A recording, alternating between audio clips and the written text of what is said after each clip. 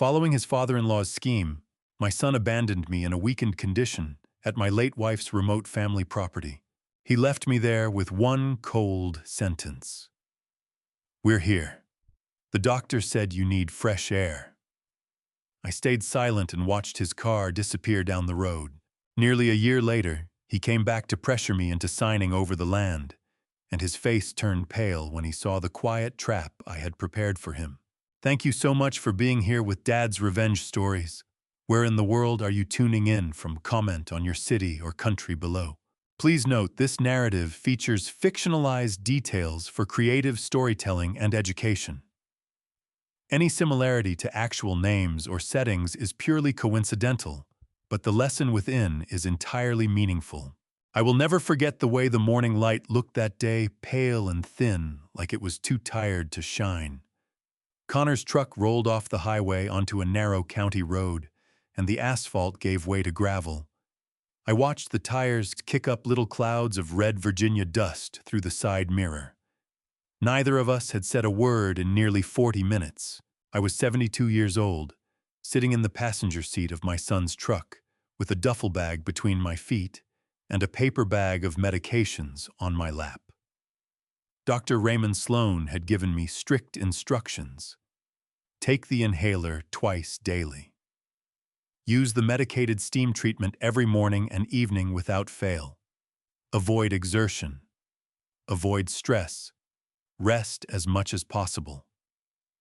He had said all of it with a calm, practiced voice, the kind of voice that made you feel the situation was already decided.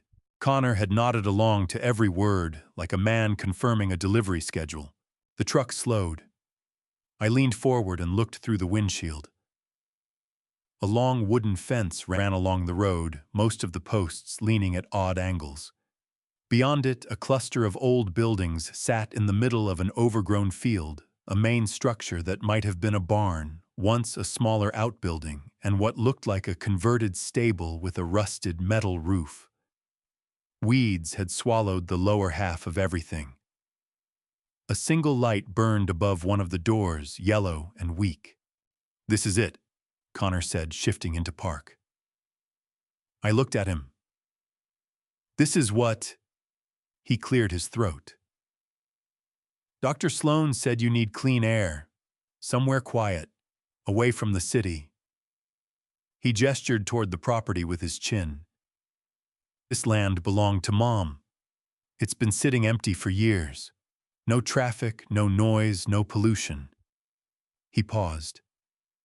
"It's perfect for your lungs, Dad." My lungs. That was what we were calling it now. 6 weeks earlier, I had gone to see Dr. Sloan because of a persistent cough. Connor had made the appointment himself, chosen, the doctor himself, driven me there himself. Sloan had listened to my chest, ordered a series of tests, and then sat across from me with a look of careful concern and told me my lungs showed significant damage consistent with early-stage pulmonary tuberculosis. He had handed me a treatment plan printed on clinic letterhead. Connor had taken the paper before I could reach for it. I had not thought to question any of it. I was 72. Doctors used words like significant damage, and I heard old and tired and running out of time, because that is what those words feel like when you are sitting in a cold examination room in a paper gown. Connor climbed out of the truck. I pushed the door open and stepped down onto the gravel, my boots crunching over loose stones and dry weeds. The air smelled like cedar and something faintly sweet, wildflowers maybe, and underneath it, all the particular stillness of land that had been left alone for a long time. A man appeared in the doorway of the main building.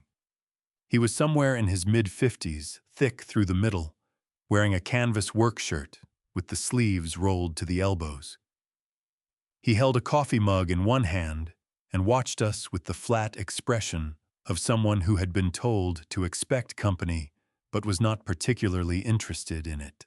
"So that's Pete Garner," Connor said, coming around to the back of the truck. "He manages the property. Been here a few years. He'll check in on you, make sure you've got what you need." Pete raised the coffee mug in a half-greeting and took a slow sip.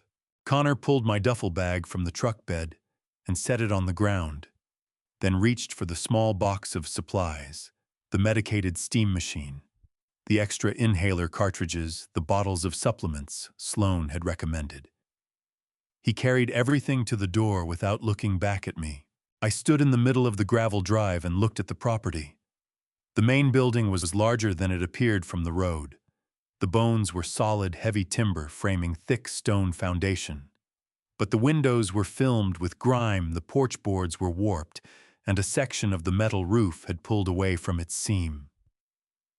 A rusted weather vane stood motionless above the peak, the rooster on top frozen mid-turn. My wife Margaret had inherited this land from her family. She had mentioned it once or twice over the years, called it the old Callaway place, said she always meant to do something with it. She had died 5 years ago before she ever got the chance. I had never seen it until this morning. Connor came back out and stopped a few feet from me. He put his hands in his jacket pockets and looked at the ground between us. "I know it's not much to look at right now," he said. "But Sloan said it's really the best option, Dad. The city air is hard on your condition. Being out here resting, having someone to look after things." "You don't have to explain it," I said. He looked up. Something crossed his face, not guilt, not exactly. More like relief that I had made it easier for him. "I'll come by in a couple of weeks," he said. "I'll bring more of your medication. You can call me if you need anything." He reached out and put a hand on my shoulder for a brief moment, the way you touch something you are setting down and walking away from. Then he got back in his truck. I watched him turn around in the gravel and drive back toward the road. Pete Garner leaned in the doorway behind me, still holding his mug, still saying nothing. The sound of the engine faded through the trees until there was nothing left but the wind and the creak of that frozen weather vane overhead. I looked down at my hands. They were steady. They had been steady all morning. Not the hands of a man whose lungs were quietly failing. Not the hands of a man who needed to be driven 2 hours from home and left in an empty field with a stranger. Margaret had said something once years ago, the kind of thing a person says and then forgets until the moment it means everything. She had said, "There is something I kept at the old place, Walter. When you need it, you will find it." I had not thought about those words in years. Standing in that gravel drive, listening to the silence Connor had left behind, I thought about them now. Pete Garner was not a bad man. I decided that within the first hour. He was something harder to deal with, a man who had simply stopped caring about most things, including himself.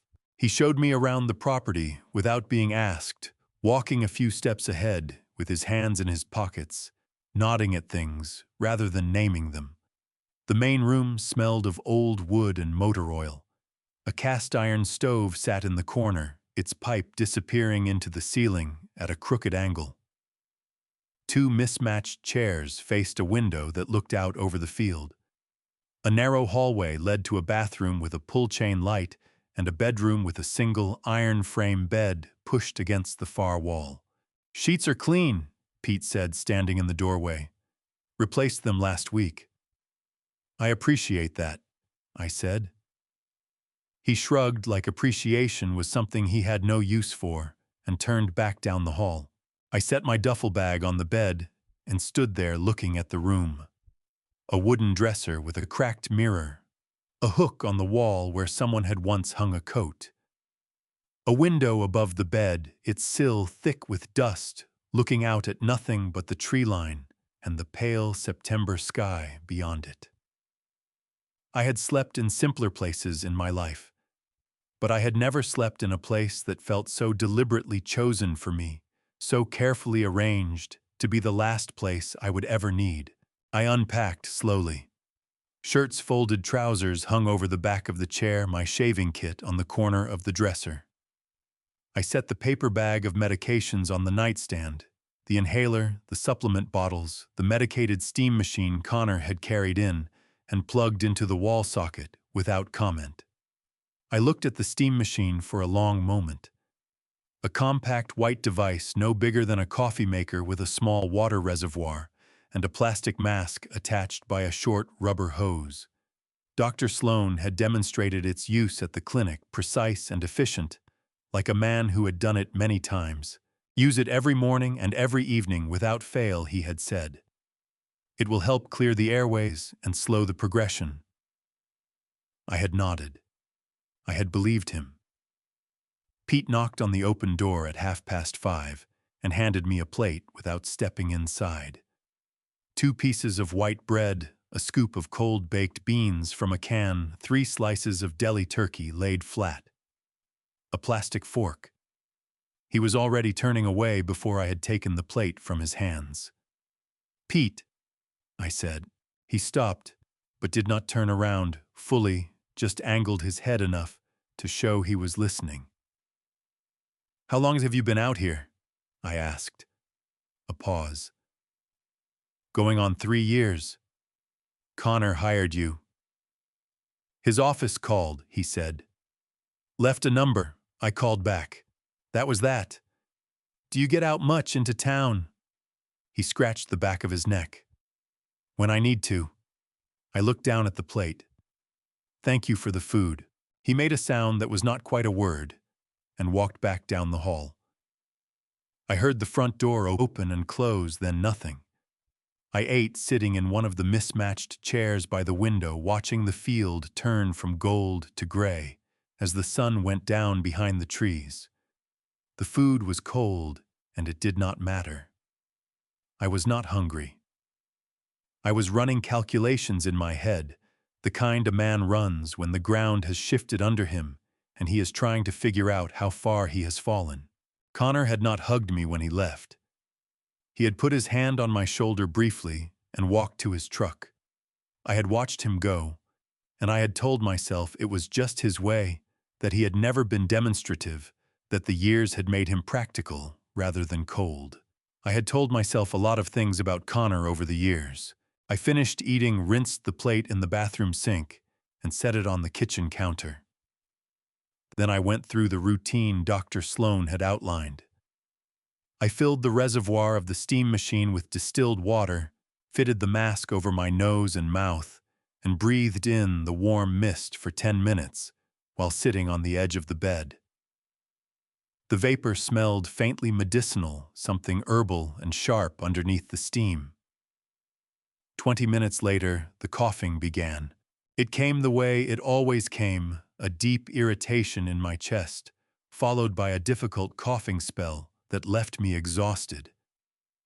I sat there for several minutes until it passed, wondering why this kept happening every night after the treatment, just as Dr. Sloan had warned. Just as it had been every night for 6 weeks. I folded the handkerchief and set it on the nightstand. I lay back on the iron frame bed and looked up at the water-stained ceiling. Outside, something moved through the dry grass, a deer probably, or the wind. The night sounds of Goochland County were different from Richmond. Quieter in some ways, louder in others. I thought about Margaret. I thought about the way she used to sit up reading long after I had fallen asleep, her lamp making a warm circle on her side of the bed. I thought about Connor at 8 years old following me around the workshop, asking questions about every tool he picked up. I thought about the look on my son's face that morning when he put the truck in park and said, "This is it," the particular flatness of it, the absence of anything I recognized, and then right at the edge of sleep, a thought pushed through everything else. Quiet but insistent, like a nail working itself loose from old wood. Connor had not stayed for dinner. He had not asked Pete to call him when I was settled. He had not looked back once when he drove away. A man who brings his sick father to a place like this and drives away without looking back is not thinking about his father at all. I closed my eyes. My chest was still sore from the coughing, but underneath the soreness, underneath the exhaustion and the grief and the cold weight of the evening, something else was there. A question that had not been there before today. Small and sharp, turning slowly in the dark. Why did Connor make the appointment with Dr. Sloan himself? The steam machine ran out of solution on the morning of the third day. I discovered it when I lifted the reservoir to refill it and found it bone dry, not just low, but completely empty, which told me Connor had not left nearly enough distilled water for more than a few days of use. I checked the cabinet under the bathroom sink, the shelf above the kitchen counter, the cardboard box of supplies he had carried in. Nothing. I called his number. It rang 4 times and went to voicemail. Connor, the steam machine is out of solution. I need more distilled water and I'm not sure about the refill cartridges either. Call me back when you get a chance. I set the phone down on the kitchen counter and stood there for a moment looking at the machine. Then I went outside. The morning was cool, the kind of September cool that has real intention behind it. The first warning that summer is finished, and means it this time. I walked to the edge of the porch and breathed in slowly. The field stretched out ahead of me, still wet with dew, the grass catching the early light in a way that made the whole thing look silver. A red-tailed hawk turned lazy circles above the tree line. Pete's truck was gone. He left most mornings before 7 and came back when he felt like it. I waited for the cough. Every morning for 6 weeks, within 20 minutes of waking, the cough had arrived. Sometimes gentle at first, sometimes immediate and violent, but always there. Dr. Sloan had explained it as the body's response to accumulated irritation in the bronchial passages. He had used words like inflammation and mucosal response and chronic progression. I had sat across from him and heard the word chronic and felt something cold settle in my chest that had nothing to do with my lungs. I stood on that porch for 30 minutes. The hawk found a thermal and rode it north. A pair of crows argued in the oak tree at the corner of the fence line. The dew began to lift off the grass in thin wisps of vapor. No cough came. I went inside and drank a full cup of coffee standing at the kitchen window. I ate 2 pieces of toast with butter. I washed the cup and the plate and set them in the drying rack. I walked back to the bedroom, sat on the edge of the bed, and breathed deliberately in through the nose, out through the mouth, the way the respiratory therapist at Richmond General had shown me years ago after a bad case of bronchitis. My airways were clear, completely unremarkably clear, the way they had been every morning of my adult life before 6 weeks ago. I picked up the empty steam machine and turned it over in my hands. The thing weighed less than I expected. Cheap construction, the kind of medical-adjacent device sold in bulk to clinics and nursing supply companies. The brand name was printed on the bottom in small letters, nothing I recognized. I set it back on the nightstand and opened the paper bag of medications. The inhaler was 2/3 full. The supplement bottles had child-proof caps and labels printed in a font too small for my eyes without reading glasses. I found my glasses in the duffel bag and read every label carefully. Vitamin D, magnesium, a B complex, and one bottle with a label that listed a proprietary blend of herbal extracts. The words were long and clinical and mostly meaningless to me. I set that one aside and looked at it for a while. By afternoon, I had still not coughed once. I sat in the chair by the window and thought about this with the same methodical attention I used to give to problems in the workshop: a split joint, a misaligned frame, a piece of wood that would not behave the way the grain suggested it should. You looked at the problem from every angle. You did not assume. You asked what was actually there, not what you expected to find. What was actually there: 6 weeks of severe coughing that began shortly after my first appointment with Dr. Sloan. 6 weeks of a treatment regimen assembled and managed almost entirely by my son. 6 weeks of symptoms that had, in the space of 3 days without treatment, simply stopped. Connor called back at 4 in the afternoon. Sorry, Dad, I was in back-to-back meetings. His voice was smooth, practiced. How are you feeling? About the same, I said. The machine ran out of solution.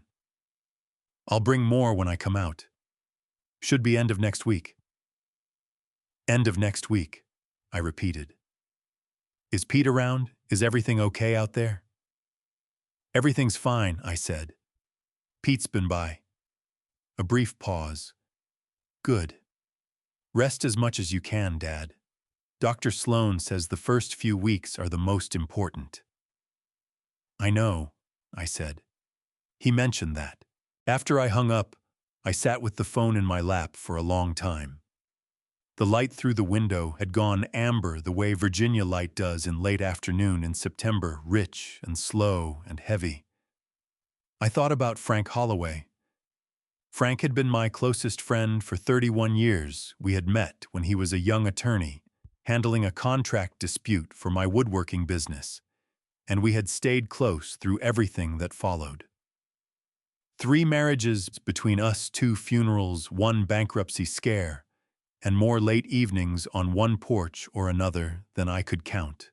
Frank was the kind of man who listened more than he talked, and never once told me what I wanted to hear when the truth was something different. I had not called Frank since Connor first told me about the diagnosis. I had not wanted to worry him. Or perhaps I understood now I had not wanted anyone to look too closely at what was happening. I picked up the phone. I found his name in the contacts and stared at it for a moment.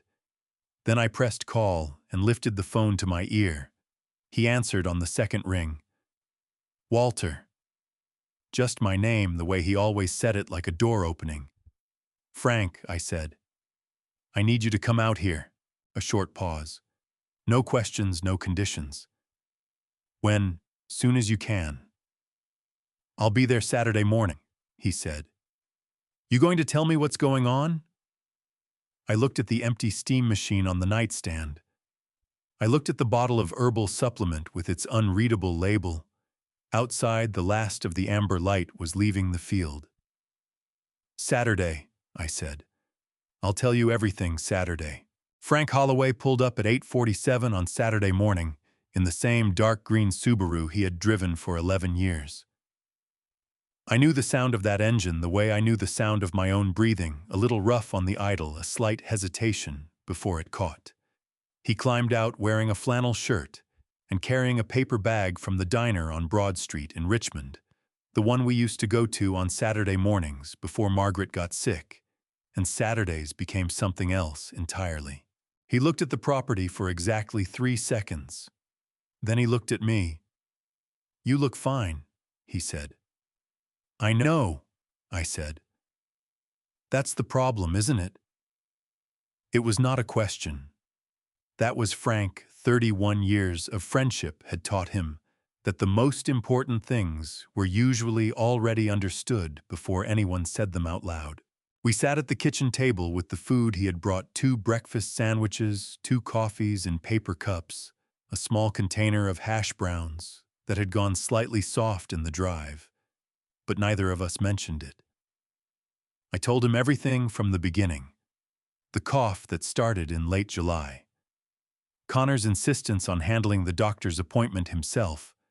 Dr. Raymond Sloan and his careful, practiced manner. The diagnosis: pulmonary tuberculosis, early stage, serious but manageable with the right treatment regimen. The steam machine, the supplements, the drive out to Goochland, Pete Garner. And then the third morning without the steam treatment, standing on the porch in the September cool, waiting for a cough that never came. Frank listened the way he always listened, completely still, both hands wrapped around his coffee cup, eyes in the middle distance like he was watching the story play out somewhere just past my left shoulder.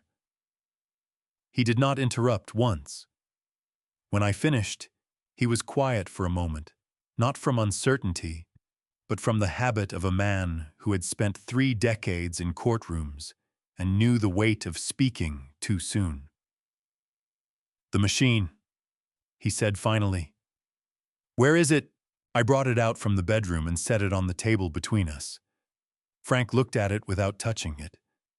Then he looked at the supplement bottles I had lined up next to it, particularly the one with the proprietary blend label. "That one," I said. "Read the label." He picked it up, turned it in his hands, read the small print front and back. His expression did not change, but I saw his jaw tighten slightly, the same tell he had whenever a witness said something on the stand that he knew was a lie. "Walter," he said, setting the bottle down carefully, "I want to take these with me. The machine and this bottle both. I know an independent laboratory in Chesterfield County. Not connected to any hospital network, not affiliated with any insurance group. They run private toxicology panels." "Toxicology," I said. "It's just a word for what's in something." He looked at me steadily. "I want to know what's actually in this bottle and what residue is in that machine. Can I take them?" My chest tightened in a way that had nothing to do with my lungs. "You think Connor put something in them?" Frank did not flinch from it. "I think your symptoms appeared after you started using these specific products managed by your son, prescribed by a doctor your son chose. I think your symptoms disappeared when those products ran out. I think those two facts deserve an honest explanation." He paused. "I'm not accusing anyone of anything yet. I'm asking what's actually there." That phrase landed hard. What's actually there? The same question I had been asking myself all week, sitting in that chair by the window, turning the problem over, the way I used to turn a difficult piece of wood, looking for the grain, for the truth of the thing beneath the surface. "Take them," I said. Frank packed the machine and the bottle into the paper bag from the diner, careful and unhurried the way he did everything. Then he sat back down and picked up his coffee. "Tell me about Connor," he said. "Not recently. Before all this. When did things change?" I thought about it honestly. "Margaret's death," I said. "Or maybe a little after." He married Vanessa Merritt about 14 months after the funeral. Her father is Douglas Merritt. He runs a real estate development group out of Richmond. Commercial properties, land acquisition, that kind of operation. I stopped. Connor changed after that wedding. Became harder to reach. Conversations got shorter. He started talking about my finances in ways he never had before. Asking about the property out here, whether I had thought about what would happen to it. Did he know the land belonged to Margaret? He knew she had family land somewhere in Goochland. I don't think he knew the details. I looked at the table. I'm not sure I knew all the details myself. Frank nodded slowly. "I'm going to make some calls this week. Quiet ones. I want to look at deed records for this property and find out exactly what Margaret's estate documents say about it." He held up one hand before I could speak. "Nothing formal yet. Just looking. Frank." I met his eyes. "If you find what I think you're going to find, then we'll figure out the next step together."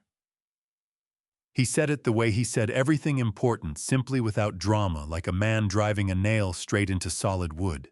He left at 11:30. I stood on the porch and watched the dark green Subaru back out onto the county road, that familiar engine roughing up the quiet morning. Pete was somewhere behind the outbuilding. I could hear him moving things around the scrape of metal on concrete. I walked back inside and stood in the kitchen, looking at the empty space on the table where the steam machine had been. The table looked different without it. Cleaner somehow. Like something that had been blocking the light was finally gone. I picked up my coffee cup, found it cold, and poured it down the sink.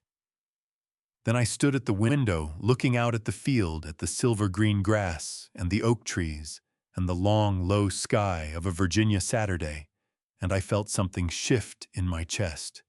Not a cough, not a tightening, but something else. something that had been pressed flat for 6 weeks, beginning very slowly to stand back up. Frank called on a Tuesday evening, 12 days after he had driven away with the paper bag. I was sitting on the porch when the phone rang, watching a pair of white-tailed deer move through the far edge of the field. The sun was low, painting everything copper and rust, and for a moment the world looked so ordinary that I almost forgot what I was waiting for. Then I saw Frank's name on the screen, and my hand tightened around the phone before I answered. Walter. His voice was careful in a way that told me everything before he said another word. I have the results. Tell me, I said. A brief pause. Not hesitation, but the pause of a man organizing what he needs to say so that it lands clearly. The toxicology panel came back on the supplement bottle first. The lab found elevated concentrations of aeroallergen extracts, primarily ragweed pollen and aspergillus mold spores. Both are known respiratory irritants. At the concentration present in that bottle, inhaled daily through a steam delivery system, they would produce severe bronchial inflammation, persistent coughing, and in some cases, bloody mucus. I sat very still. The deer at the edge of the field lifted their heads and looked at something I could not see. The machine, I said. The reservoir lining tested positive for the same compounds. Whoever prepared the solution did not just put it in the bottle. They also coated the inside of the reservoir so that even distilled water run through it afterward would carry trace amounts. I pressed my free hand flat against my knee to keep it steady. Frank, what does this mean in plain language? It means your lungs are healthier than you were led to believe, Walter. The evidence suggests that something in your treatment may have caused the symptoms you experienced. Someone appears to have interfered with what you were using every day. He stopped. Then quietly, I'm sorry. I know what I'm telling you. I looked out at the field. The deer were gone. I had not seen them leave. Dr. Sloan, I said. He prescribed the treatment. He recommended the specific product. That does not prove he prepared it, but it is not a coincidence I am willing to overlook. Frank's voice stayed even the way it always did when he was most serious. Walter, I have contacted Dr. Patricia Owens. She runs an independent family practice in Goochland. No hospital affiliations, no insurance network partnerships. I have vouched for her personally. She has agreed to come to the property tomorrow morning and conduct a full respiratory examination. Everything she documents will go into an independent medical file that exists completely separately from anything Dr. Sloan has on record. An independent file, I said. Think of it as a counter record. If Sloan's file says your lungs are failing, Owens's file will say something different, and her file will have laboratory evidence behind it. He paused. Are you all right? The question surprised me. Frank did not ask that often, not because he did not care, but because he usually trusted me to say so when I was not. That he asked now told me something about what he heard in my voice. I don't know yet, I said honestly. Ask me again tomorrow. Dr. Patricia Owens arrived at 9 the next morning, in a white pickup truck with a toolbox in the bed and a medical bag on the passenger seat. She was somewhere in her early 60s, compact and direct, with silver hair cut short and reading glasses pushed up on her forehead. She shook my hand with a firm grip and looked at me the way good doctors look at patients, not at the chart, not at the history, but at the person standing in front of them. Frank tells me you've been using a steam inhalation device prescribed by another physician, she said, setting her bag on the kitchen table. That's correct. And your symptoms have been absent for nearly 2 weeks since stopping the treatment. Completely absent, I said. She nodded, once opened her bag and got to work. She listened to my chest, front and back, had me breathe deep and hold it. Breathe out slowly and hold that too. She checked my oxygen saturation with a small finger-clip device, 97%, she said, which was normal for a man my age at rest. She looked at my throat, my nasal passages, the lymph nodes along my jaw and neck. She asked me questions about my medical history going back 30 years, and she wrote down every answer in a notebook with a blue pen. When she was finished, she sat across from me at the kitchen table and folded her hands. "Mr. Bennett," she said, "your lungs are clear. Your airway shows some residual inflammation consistent with recent irritant exposure, but there is no infection, no scarring, no structural damage of any kind." She met my eyes without looking away. "Whatever you were being treated for, it was not what you actually have." The words were simple. They should have been a relief. Instead, they hit me like a weight dropping onto a floor, not loud, just final. "I need to ask you something," I said, "and I need you to answer me as plainly as you just did." "Go ahead." "If a person were exposed to high concentrations of ragweed extract and mold spores daily through steam inhalation, over a period of 6 weeks, could that produce symptoms convincing enough to fool a physician into documenting a tuberculosis diagnosis?" Dr. Owens looked at me for a long moment. Her expression did not change, but something behind her eyes went very quiet. "Yes," she said. "It could. Particularly if the physician examining the patient was not conducting independent laboratory work and was relying primarily on reported symptoms and visual examination." "Thank you," I said. She wrote up her findings in full, signed and dated the document, and made 2 copies, one for Frank, one for me. Before she left, she paused at the door and turned back.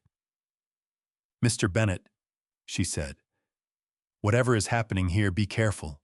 I held the copy of her report after she drove away. 2 pages.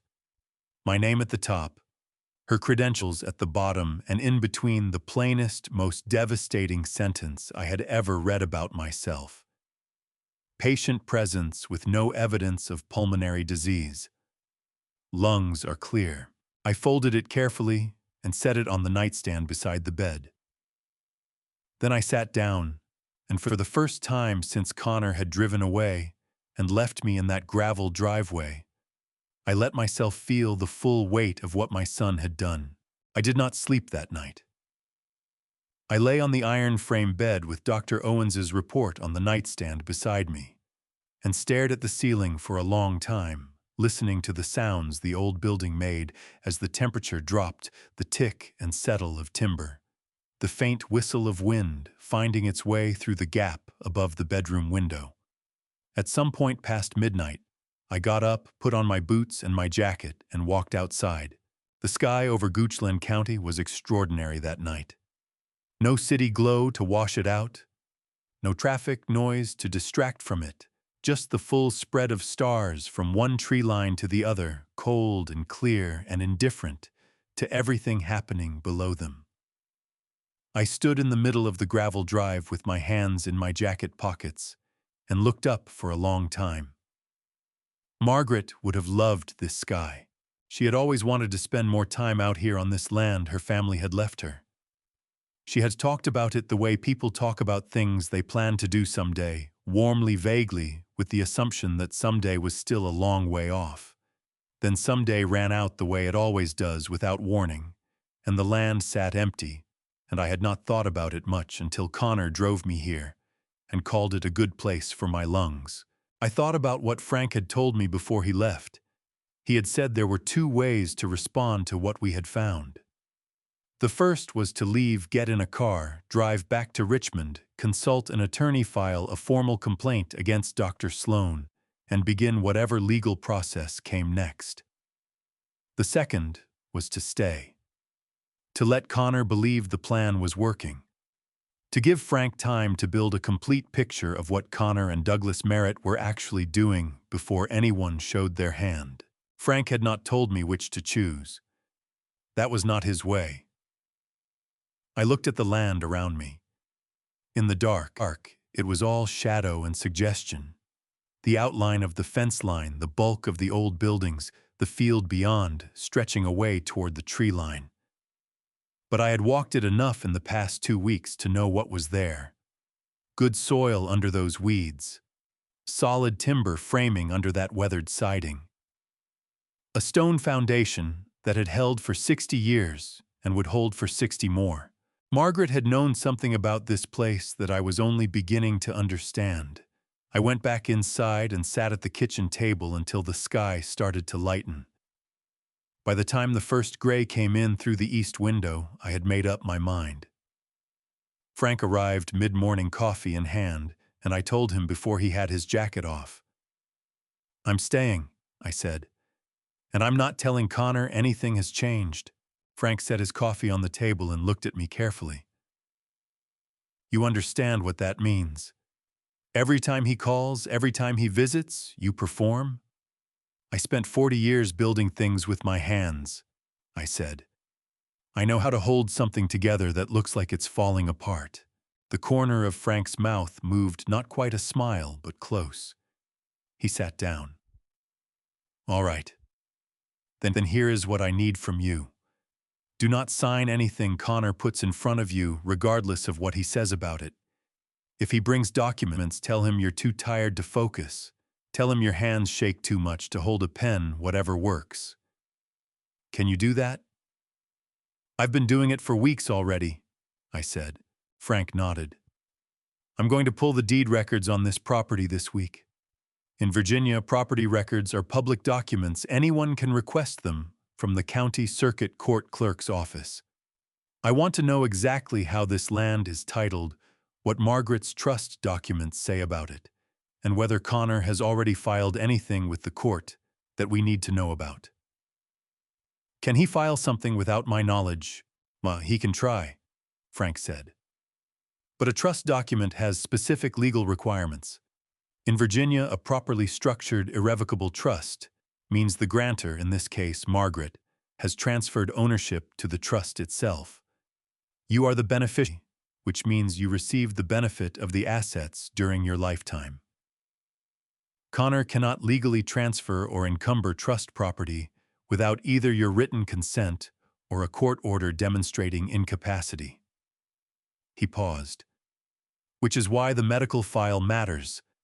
Sloane's file says you are gravely ill. If Connor tries to petition a court for guardianship or power of attorney based on incapacity, Sloane's documentation is what he would use. And Dr. Owens's file says something different." "Exactly." Frank picked up his coffee. "Right now, Connor thinks he has one story on record. He does not know there is another one." I sat with that for a moment. The kitchen was quiet, morning light coming in flat and clean through the window above the sink. "Frank," I said, "I want to do something with this property while I wait." He raised an eyebrow. "The structure is sound," I said. "The bones are good. I spent 40 years in a woodworking shop, and I still know which end of a hammer to hold." I looked at my hands on the table, the same hands that had built furniture and cabinets and custom millwork for clients all over Central Virginia for 4 decades. Frank studied me for a long moment. Then he nodded a single deliberate nod, the kind that meant he understood something beyond the words. "I'll bring tools when I come back," he said. "Anything specific?" "A good framing hammer," I said. "A level, a box of 3-inch screws and one of 1.5. And if you can find it, a hand plane, the adjustable kind." Frank wrote it down in the small notebook he carried in his shirt pocket, the same one he had carried for as long as I had known him. He tore out the page and put it in his jacket. Before he left, he stood at the door and looked at me one more time. "Walter, whatever he thought he was putting out here, it was not you." I held that long after his engine faded down the county road. Outside, Pete Garner appeared from around the side of the outbuilding, a rake in one hand, watching the road where Frank's car had been. He did not look at me. He just stood there for a moment, then turned and went back to work. The next morning, I woke before sunrise. I pulled on my work boots, laced them tight the way I had every working morning of my life, and walked out to the main building. The door stuck on its hinges. I put my shoulder into it, and it opened. I stood in the doorway looking at the space inside. Dusty light came through the high windows. The smell was old wood and dry earth, and something else underneath it, something that reminded me faintly of the workshop on Patterson Avenue, where I had spent the best years of my working life. I picked up a loose board from the floor, turned it over in my hands, checked the grain. Solid. Good Douglas fir. Worth saving. I set it against the wall and went to find something to work with. She did not knock. She just appeared in the doorway of the main building on a Tuesday morning with a canvas tool bag over one shoulder and a thermos in her other hand, and said, "You've got a bad section of roofing on the north side." I could see it from my driveway. I was on one knee pulling a rotted floorboard when she said it. I looked up. A woman in her mid-60s, lean and weathered in the way that comes from working outside for most of a lifetime. Silver hair, pulled back work gloves tucked into the front pocket of her canvas jacket boots, with actual mud on them rather than the decorative kind. She was looking at the ceiling of the building with the same expression I used to see on experienced contractors, not impressed, not discouraged, just reading the situation. "Ruth Calloway," she said without extending her hand, because both of us could see mine were covered in dust and splinter. "I farm the land next door, have for going on 22 years. "Walter Bennett," I said, getting to my feet. She nodded like she already knew. "Margaret's husband." The name landed the way it always did, a small, precise weight in the center of my chest. "You knew her. We were friends." Ruth said it simply, without the careful softness people usually applied to conversations about the dead. "Good friends for a long time, before you two moved into the city. She used to come out here in summers when she was a girl, and I was already farming next door by then. We stayed in touch after she moved away." She paused, looking around the interior of the building. "When I saw the lights on over here last week, I thought I should come by." I did not know what to say to that. I was not expecting kindness from a stranger that morning, and kindness from someone who had known Margaret felt like something I had no preparation for. "You said the north roofing I managed. There is a section about 8 feet long where the metal has pulled away from the ridge cap. You will get water in before winter if it is not addressed." She set her thermos on the workbench along the wall. "I brought my own tools. I am not asking you to supply anything. I wasn't going to suggest you did," I said. Something in her expression shifted, not quite a smile, but the recognition of one. "Good. Then let's have a look." We went up on the roof together, which was an exercise in caution given my age and the condition of the ladder I found leaning against the outbuilding. Ruth went first, testing each rung with her full weight, before trusting it, and I followed. The view from up there was something I had not expected, the full spread of Goochland farmland, rolling out in every direction, fields of harvested corn stubble and late-season soybean. The blue ridge of the tree line along the creek to the west, and beyond it, all the open Virginia sky doing what it did best on a clear October morning. Margaret loved this view, Ruth said, not looking at me. She was crouched at the damaged section, running her fingers along the edge where the metal had lifted from the ridge cap. She used to say if she ever fixed this place up, she would put a chair up here. My throat tightened in a way I had not expected. She never told me that. Well, she told me a lot of things she probably thought would worry you.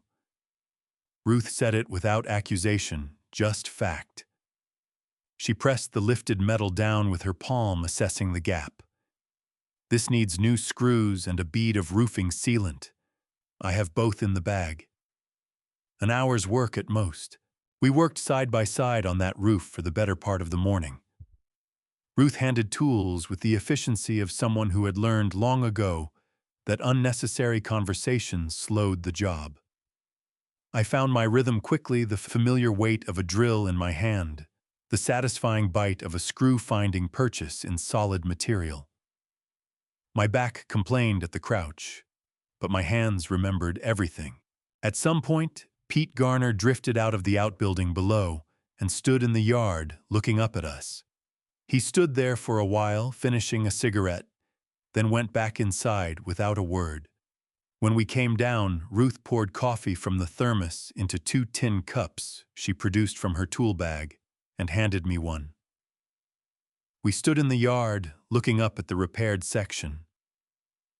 "That will hold," she said. "It will," I agreed. She drank her coffee, looking at the building, her eyes moving over it, the way mine did, cataloging, assessing, finding the problems, and working out the sequence for addressing them. I recognized that habit. It was the same one I had developed over 40 years of looking at spaces and seeing not what they were, but what they could be. "It is a good structure," she said. "Bad condition, but good bones." "That is what I thought," I said. She glanced at me, then a direct look, brief but full of attention. "Margaret used to say you could fix anything that was worth fixing." She paused. She meant it as a compliment. I looked down at the tin cup in my hands. Margaret had said that to me once years ago, about a chair I had rebuilt from near collapse for a client who thought it was beyond saving. I had not known she repeated it to anyone. "She talked about me," I said. It was not a question. "Quite a bit." Ruth said it without elaboration, which told me more than elaboration would have. She drained her cup, tucked it back in the tool bag, and pulled on her work gloves. "I am going to look at that east wall before I head back. The siding has some soft spots that need addressing before the wet season." She was already walking toward the east side of the building. I watched her go, her purposeful, her eyes already on the wall ahead of her, her hands pulling on her gloves, finger by finger. I followed. Inside, on our way through the main room, Ruth paused at the section of wall where we had pulled a section of interior paneling earlier. She ran her hand along the exposed framing, then stopped. Her fingers found a gap between 2 boards, a narrow space too deliberate to be accidental, the kind of gap that had been left that way on purpose. She looked at it, then looked at me. "There is something in there," she said. I stepped closer. She was right. Behind the gap, set back in the darkness between the studs, I could see the corner of something rectangular. Flat, wrapped in oilcloth, bound with a piece of cord that had once been brown and had faded to the color of the wood around it. My hand moved before I had decided to move it. I reached into the gap, felt the oilcloth under my fingers, and drew it out carefully. It was a book. Small, perhaps 5 inches by 7, the oilcloth tied around it, stiff with age. I held it in both hands and felt the weight of it, not heavy, but not nothing either. The cord was knotted in a bow, the kind of bow a woman ties differently from a man. Margaret's bow. Ruth stood beside me, very still, and did not say a word. Ruth left at noon. She did not make a production of it, just packed her tool bag, rinsed her cup at the outdoor spigot, and told me the east wall siding would need replacing before the first hard frost. She said it the way she said everything, plainly, without drama, and then she got in her truck and drove back down the county road to her farm next door. I stood in the main room alone, holding the oilcloth bundle in both hands. I brought it to the kitchen table and sat down. The oilcloth was stiff with age, dark green underneath the grime, the kind of heavy waterproof material people used to wrap tools and documents before the era of plastic bags and waterproof containers. Margaret had been deliberate about this, the oilcloth, the cord, the hiding place between the studs. She had not put this here carelessly. She had put it here to last.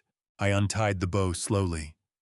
The cord was brittle at the knot, and I worked it loose with my thumbnail rather than pulling because I did not want to break it.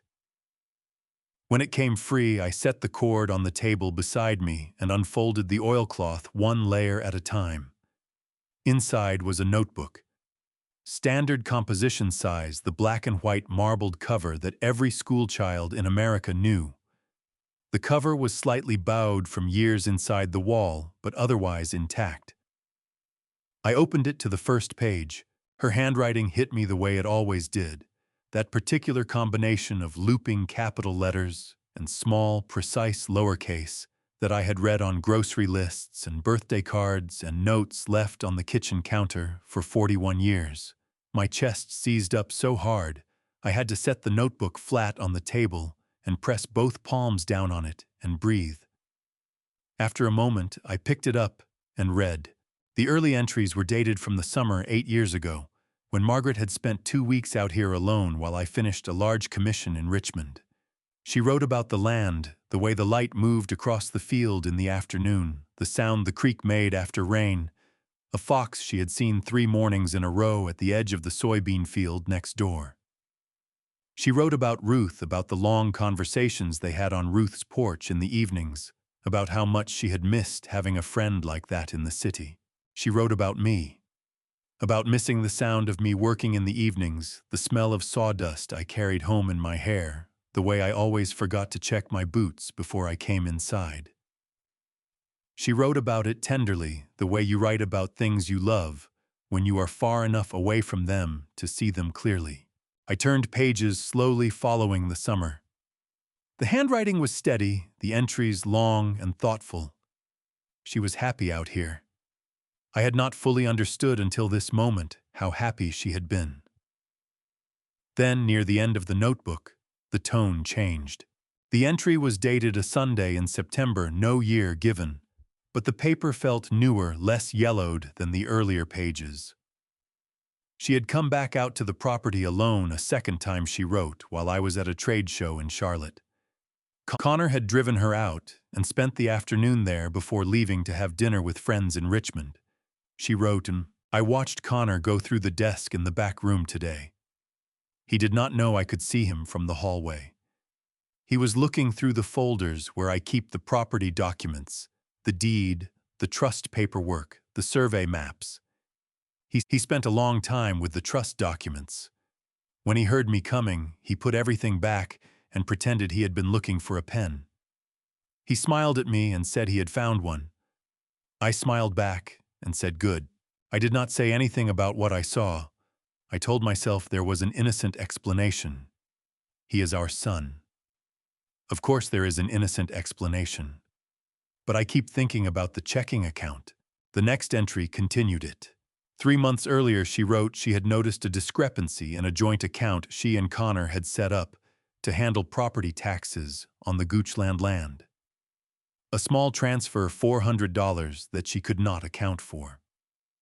She had looked into it and found that Connor had been given signatory access to the account 2 years prior, something she did not remember agreeing to.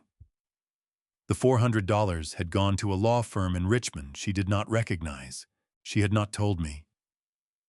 She wrote that she had not told me because she was not certain, and because she knew what it would do to me to consider the possibility. She wrote Walter trusts Connor completely. That trust is one of the things I love most about him. I cannot take it from him without being sure. And I am not sure. I am only afraid. The last entry in the notebook was short. Undated. I am going to leave this here. If I am wrong, no one will ever read it, and that is fine. If I am right, then Walter will find it when he needs it. He always finds what he needs to find. That is who he is.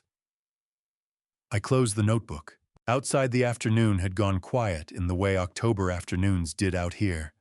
A stillness that was not empty, but full, the fields and the trees and the sky all holding something, just below the threshold of sound.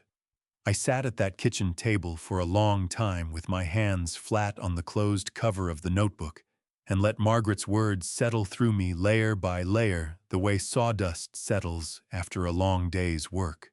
She had known. Not everything, not the details, not the full shape of what Connor would eventually do, but she had seen the beginning of it, and she had been afraid, and she had protected me the only way she knew how. She had left a record. She had trusted me to find it. I was crying before I realized it. Not loudly, not dramatically, just tears moving down my face the way water moves down old wood, finding the grain following the path of least resistance. I did not wipe them away. I sat there and let them come and thought about my wife, who had loved me well enough to be afraid on my behalf, and wise enough to put that fear somewhere it could be found. I heard tires on the gravel drive. I was on my feet before I had processed the sound, moving to the window by reflex. A black SUV was turning in from the county road, Connor's vehicle, the one Vanessa had bought him last Christmas. He was 2 weeks early. I looked at the notebook on the table. I picked it up, crossed to the bedroom, and slid it under the mattress at the far corner. Then I went to the bathroom, ran cold water over my face, dried it with a towel, and looked at myself in the cracked mirror above the sink. I took one breath. Then I went to the door to let my son in. Connor looked good. That was the first thing I noticed when I opened the door. He looked rested, well-dressed, the kind of put-together that comes from a life running smoothly. He was wearing a jacket I had not seen before. Dark gray wool, the kind that costs more than it looks like it does. His hair was trimmed. He was carrying a brown paper grocery bag in one arm and a manila envelope tucked under the other. "Dad." He stepped forward and put his free arm around my shoulders briefly, the way you hug someone you are required to hug. "You look thin." "I haven't had much appetite," I said. I kept my voice low, slightly rough at the edges, the way it sounded after a bad night. It was not difficult. I had been practicing the shape of that voice for 2 weeks. He came inside, set the grocery bag on the kitchen counter, and looked around the room with the assessing sweep I recognized now, not concern for the space, but inventory. His eyes moved to the workbench I had set up along the far wall, the tools Frank had brought, the boards I had been working on. "You've been busy," he said. The observation was careful, neutral, filed away. "Keeps my hands from stiffening up," I said. "Dr. Sloan said light activity was fine." Connor nodded slowly, turning back to the grocery bag. He began unpacking it, a rotisserie chicken in a plastic container. A carton of soup, 2 apples, a new supply of the supplement bottles. He lined the supplements up on the counter with a particular neatness, labels facing out. I watched his hands while he did it. They were steady. Whatever Connor felt about what he was doing, it did not show in his hands. "I also brought your steam refill solution," he said, holding up a sealed plastic bottle. "The pharmacy had it in stock. You should be good for another few weeks." "Thank you," I said. He put the bottle next to the machine on the counter and turned to face me. "How has Pete been? Is he checking in regularly?" "He brings food most evenings. He doesn't talk much." "That's fine," Connor said. "He doesn't need to talk. He just needs to be here." A pause, small and deliberate. "I worry about you being out here alone, Dad. I want to make sure you have what you need." I looked at my son and thought about what Margaret had written. "I am only afraid." She had been right to be afraid. But she had also loved him the same way I had loved him. And standing here watching him unpack soup and apples while the manila envelope sat on the kitchen table between us, I felt the particular grief of loving someone you could no longer trust. "I'm managing," I said. Connor pulled out one of the kitchen chairs and sat down. He rested his forearms on the table and looked at me with an expression he had clearly prepared, concerned, earnest, slightly pained. "Dad, I need to talk to you about something. I've been speaking with the lawyers about the estate planning situation, yours, and the property out here. They've raised some concerns about what happens if your condition progresses and you're not able to make decisions." What kind of concerns?" I said. I sat down across from him, moving carefully, letting my joints announce themselves the way they actually did in the morning. "Practical ones." He reached for the manila envelope, opened the flap, and drew out a sheaf of papers. "This is a durable power of attorney document. It would allow me to manage your financial and legal affairs on your behalf in the event that you become incapacitated. The lawyers say it is standard practice in situations like yours. A durable power of attorney. In Virginia, that document would give Connor the legal authority to act on my behalf for financial decisions, including property transactions, without my ongoing approval." Frank had explained it to me precisely. I knew exactly what those papers were. I reached out and took them from his hand. I held them at arm's length, squinting, turning them slightly, as though the light was not quite right. Then I set them down and pressed 2 fingers against the bridge of my nose. "Connor," I said, "I can't focus today. My head has been bad since yesterday, the pressure, you know how it gets. Can we do this next time you come out?" Something moved across his face. It was there for less than a second, and then it was gone, a tightening around the eyes, a compression of the mouth. Not anger, not yet. Frustration, carefully managed. "Of course," he said. "It's not urgent. I just want to make sure things are in order." "I know you do," I said. "You've always been thorough." He held my gaze for a moment, reading me the way he had learned to read people from watching me do it his whole life. I kept my expression tired and soft, the face of a man whose main project for the day was getting through it. He looked away first. We talked for another 40 minutes about Vanessa, about a project his firm was working on, about the weather turning. Connor did most of the talking, which suited me. I asked small questions and gave small answers and let him fill the space, because that was what he expected from a man who was fading. Near the end, he mentioned Douglas Merritt in passing, something about a dinner the 3 of them had attended, a development project moving forward downtown. He said the name casually, like a card placed on a table face down. I said I did not know much about real estate and asked if the chicken needed to go in the refrigerator. When he stood to leave, Connor picked up the manila envelope from the table and slid the papers back inside. He held it for a moment, tapping the end against his palm, and then set it on the counter near the supplements. "I'll leave this here for when you're feeling clearer," he said. "That's thoughtful," I said. He put his arm around my shoulders again at the door, the same brief, mandatory embrace as when he arrived. Over his shoulder, through the screen door, I could see his black SUV idling in the gravel drive. And I could see Pete Garner standing at the corner of the outbuilding, arms folded, watching the door with an expression I had never seen on his face before. It looked almost like guilt. Connor pulled back, said he would call in a few days, and walked to his car.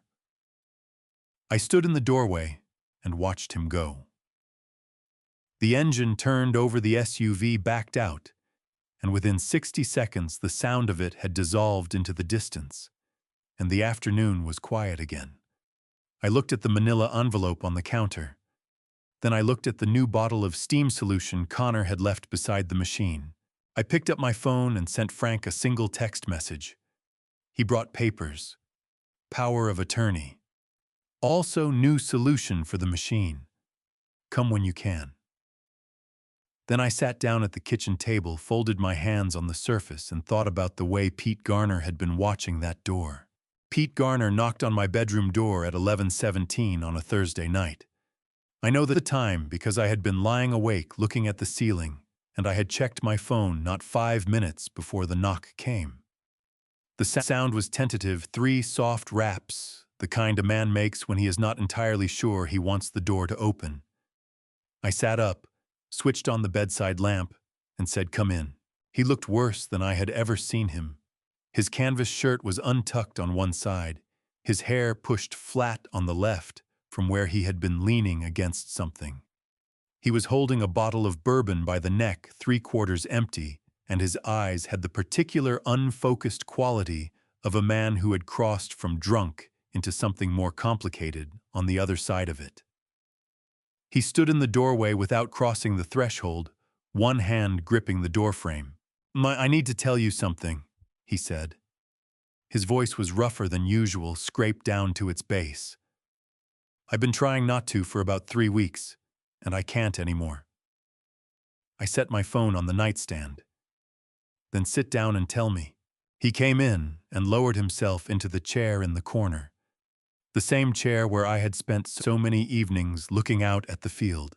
He set the bourbon bottle on the floor beside him and leaned forward with his elbows on his knees, staring at the space between his boots. "Connor called me before he brought you out here," Pete said. "About 2 weeks before. He told me a man was coming to stay at the property. His father. He said the man was sick lungs and needed somewhere quiet to recover. He said he would pay me $300 a week to keep an eye on things. Make sure the old man had food.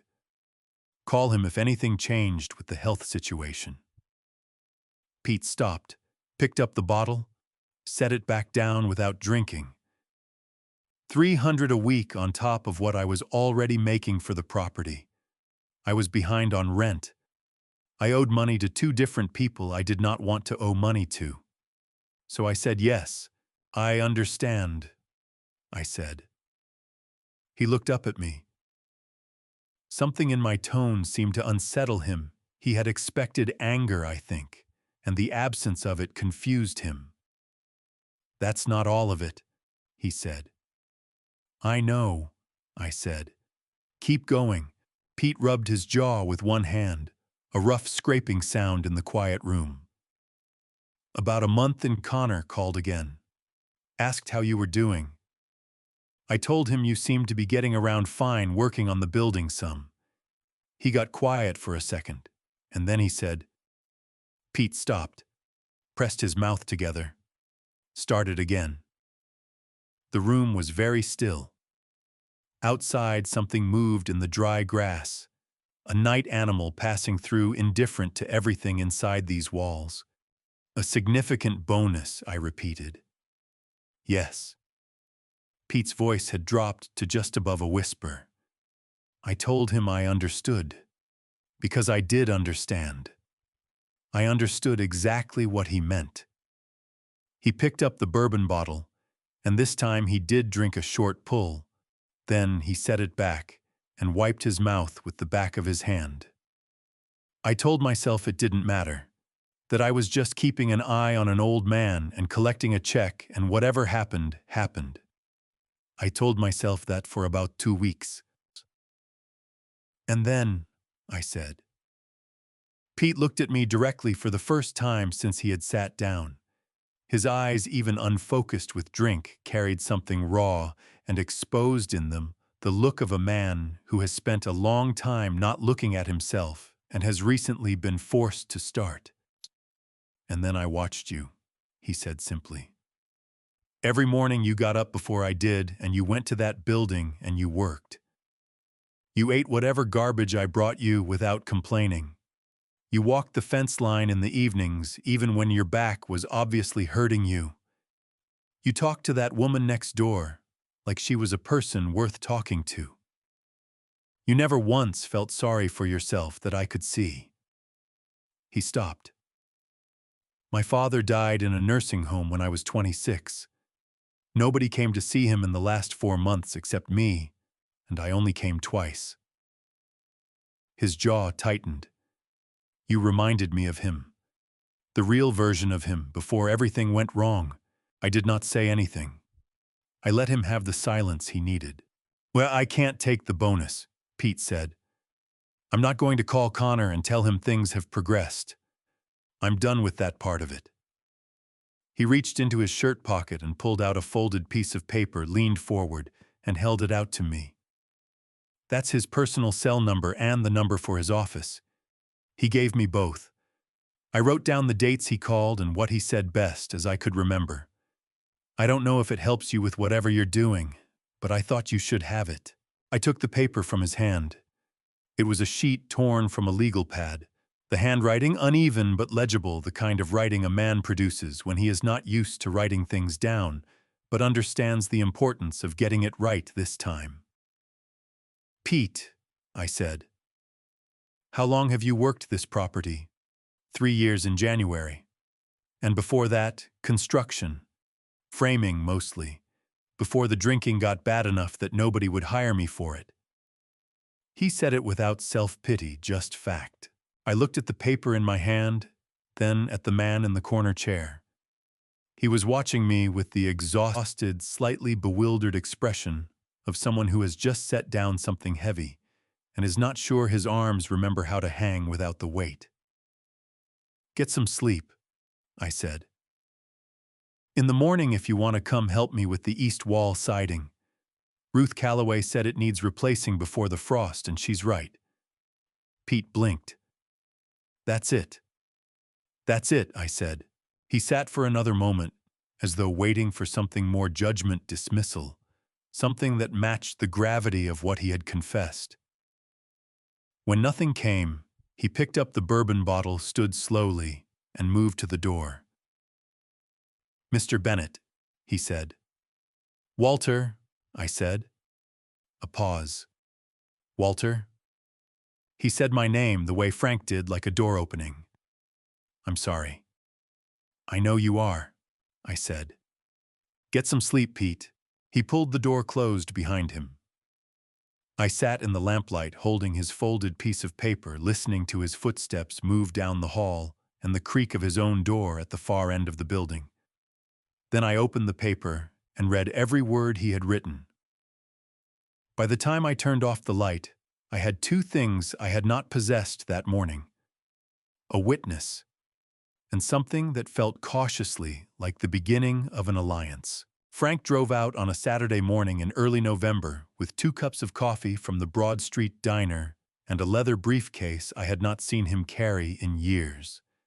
The briefcase meant serious work. Frank only brought it when he had something that required the table. He set everything down, took off his jacket, and opened the briefcase without preamble.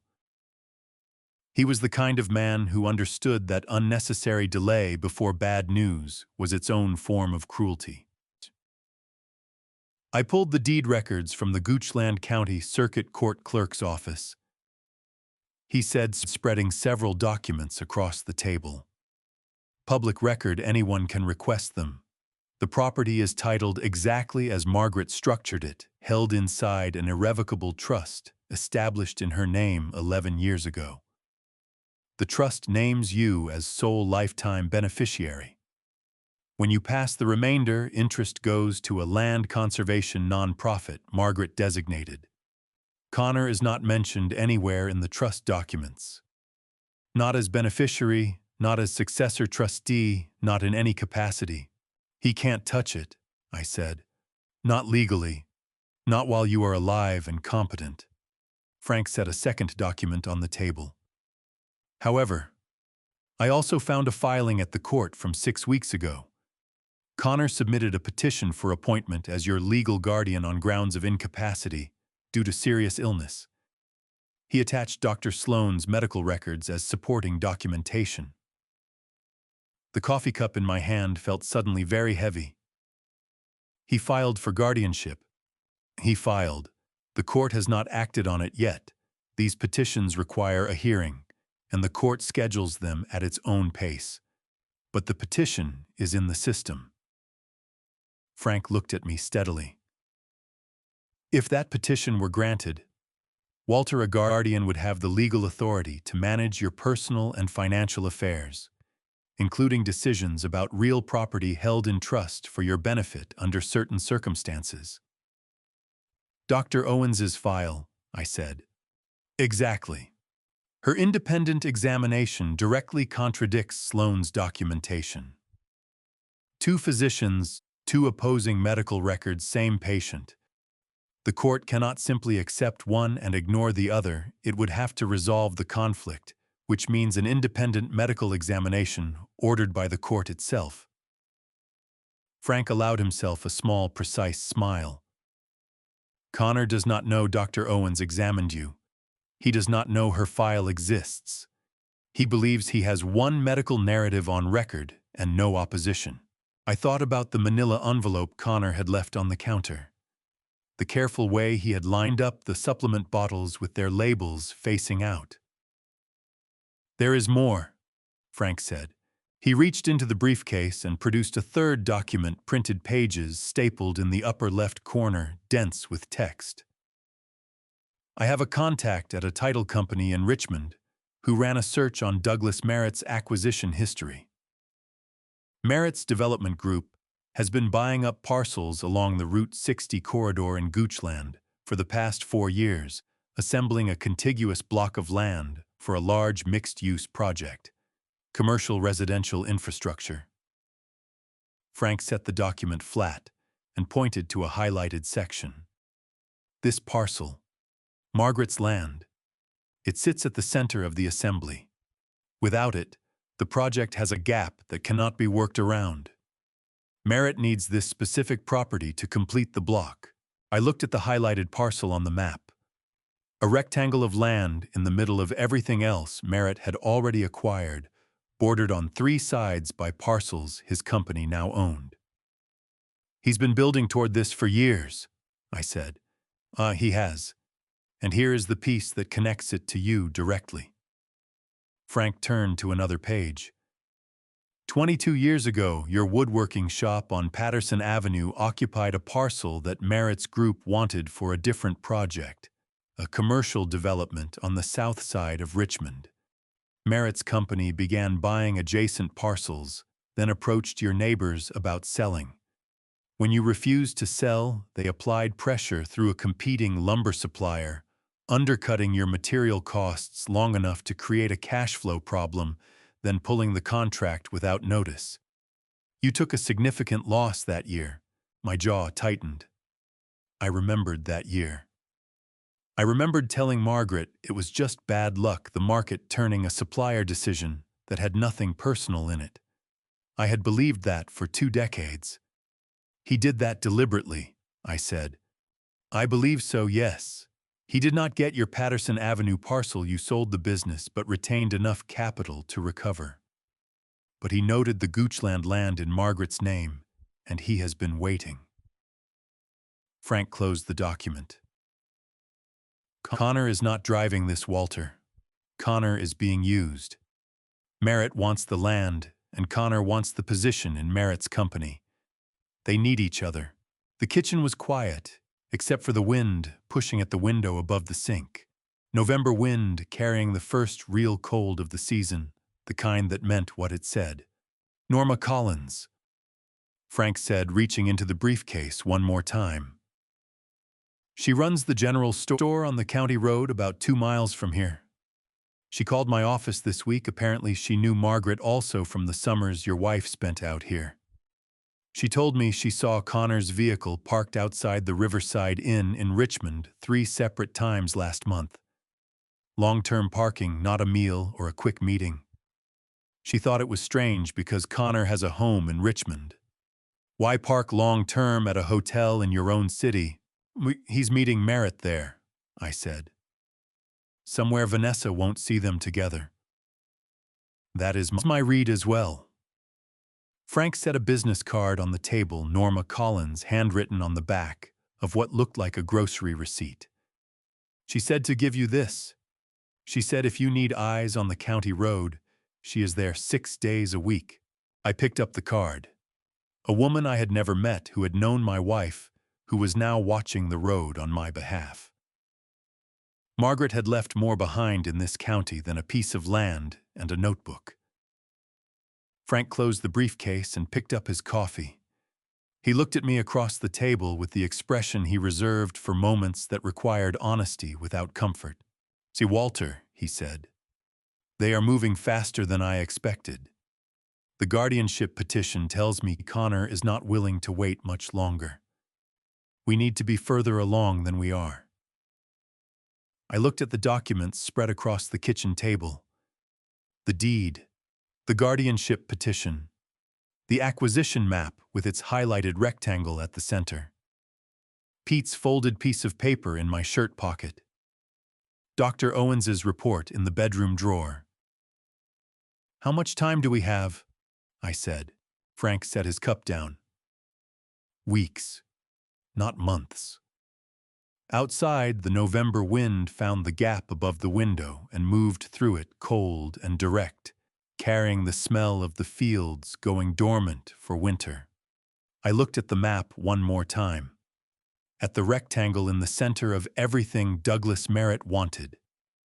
Margaret's land. My land.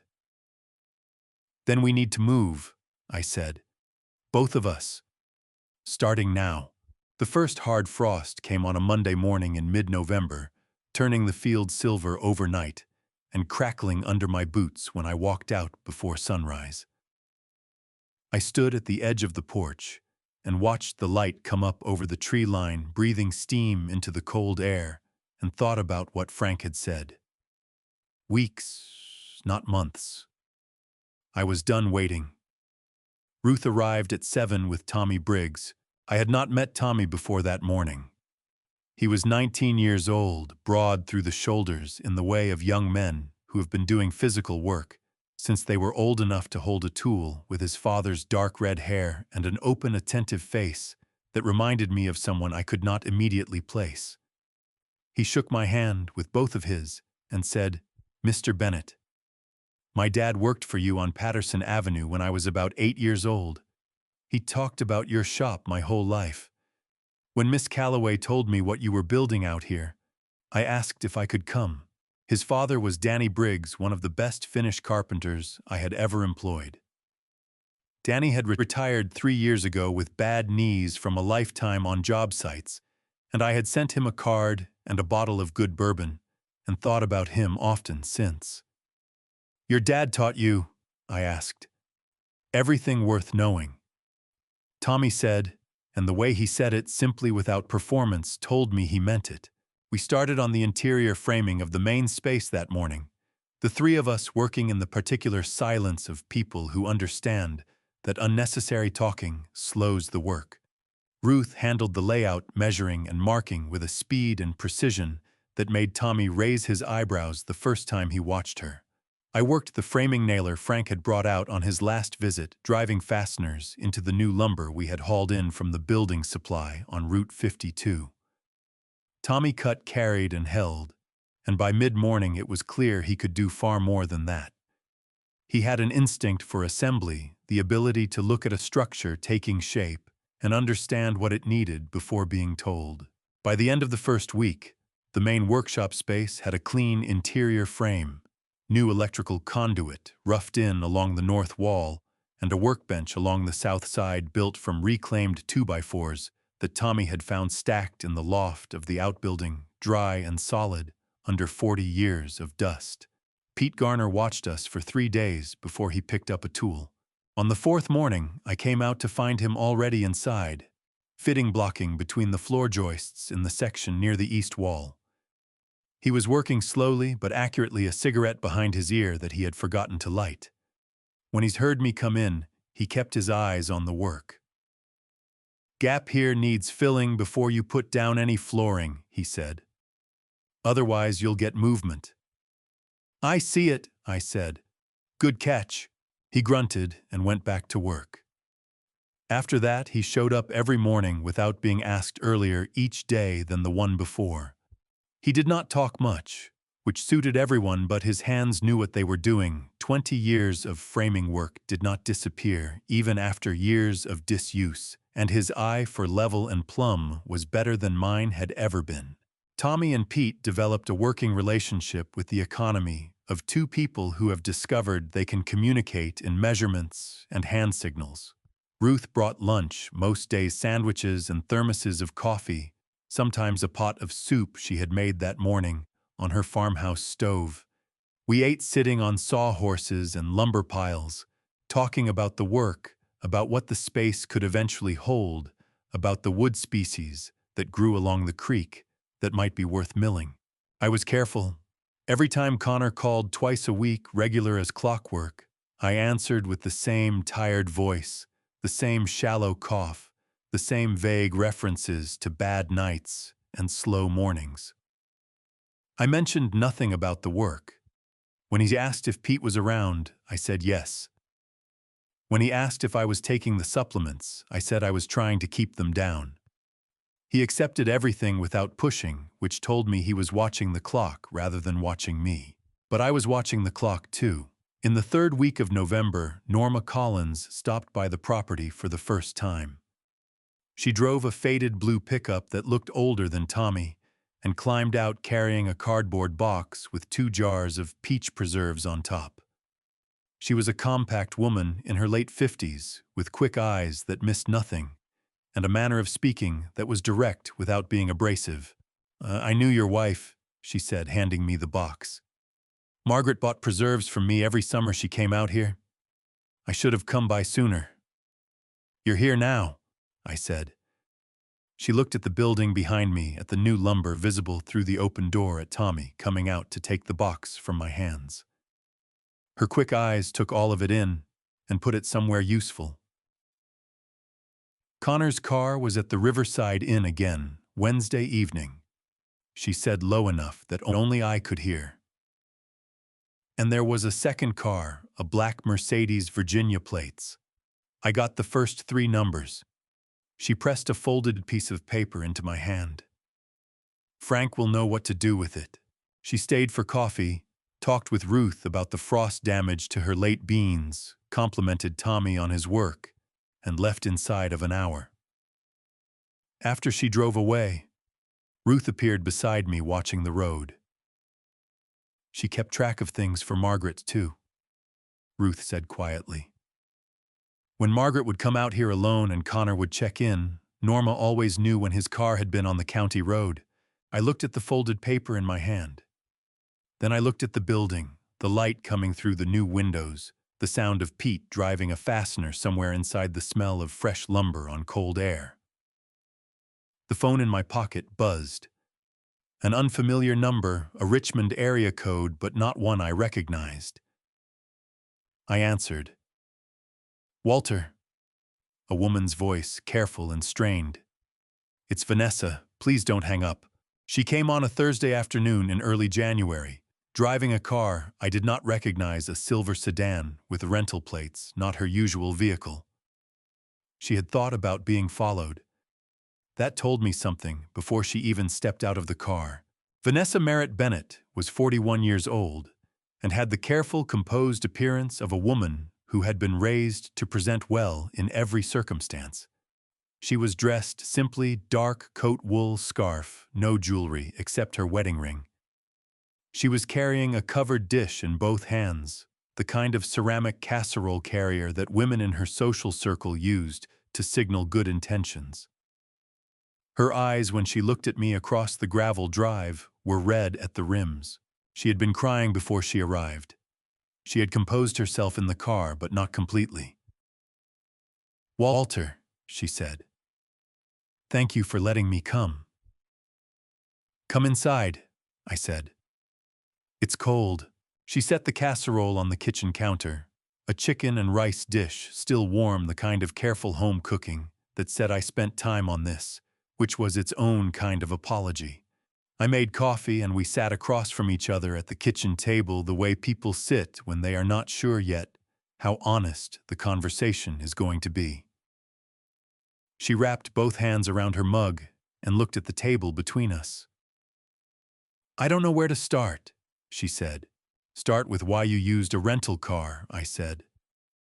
She looked up quickly, then slowly she set the mug down. Connor tracks my car through the app on his phone. He added it after we got married. He said it was for safety. A pause. I believed him for a long time. When did you stop? I said. She pressed her lips together. Gradually. The way you stop believing things, not all at once, but in pieces, until one day you look at what's left, and realize there isn't much. She lifted her eyes to mine. Walter, I need you to know that I did not know he was going to bring you here. I did not know about the medication or the doctor or any of the plan. When Connor told me he had arranged for you to stay at the Goochland property for your health, I thought I believed that it was what he said it was. I looked at her steadily. Vanessa, did you ask him about it? She held my gaze for a long moment. Her eyes did not waver, but something behind them shifted, a door closing on a room she did not want to enter. No, she said quietly. I didn't ask. Why not? Her hands tightened around the mug. Because I was afraid of what he would tell me. She said it simply, without decoration, and that simplicity was the most honest thing she had offered yet. I knew something was wrong. I have known for about a year that Connor was involved in something with my father that was not right.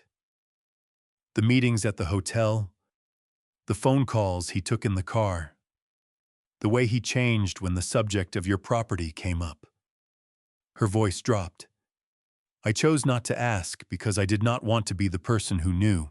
The kitchen was quiet. Outside, the January wind moved through the bare trees along the fence line, a dry rattling sound, like something trying to get in.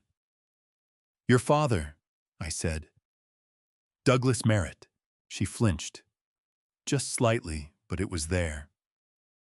What my father does with his business, I have never been part of that. He and I have not been close for many years. Connor's relationship with him is... She stopped, began again. My father sees Connor as useful. Connor sees my father as a door to a life he wants. I am the thing they have in common. She said it without self-pity, just the flat acknowledgement of a woman who had mapped the terrain of her own marriage and found the geography unwelcoming.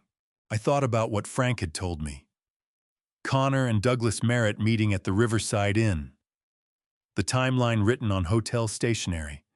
The photograph of the land my wife had left me. Vanessa, I said, I am going to ask you something, and I need you to answer me honestly, not carefully.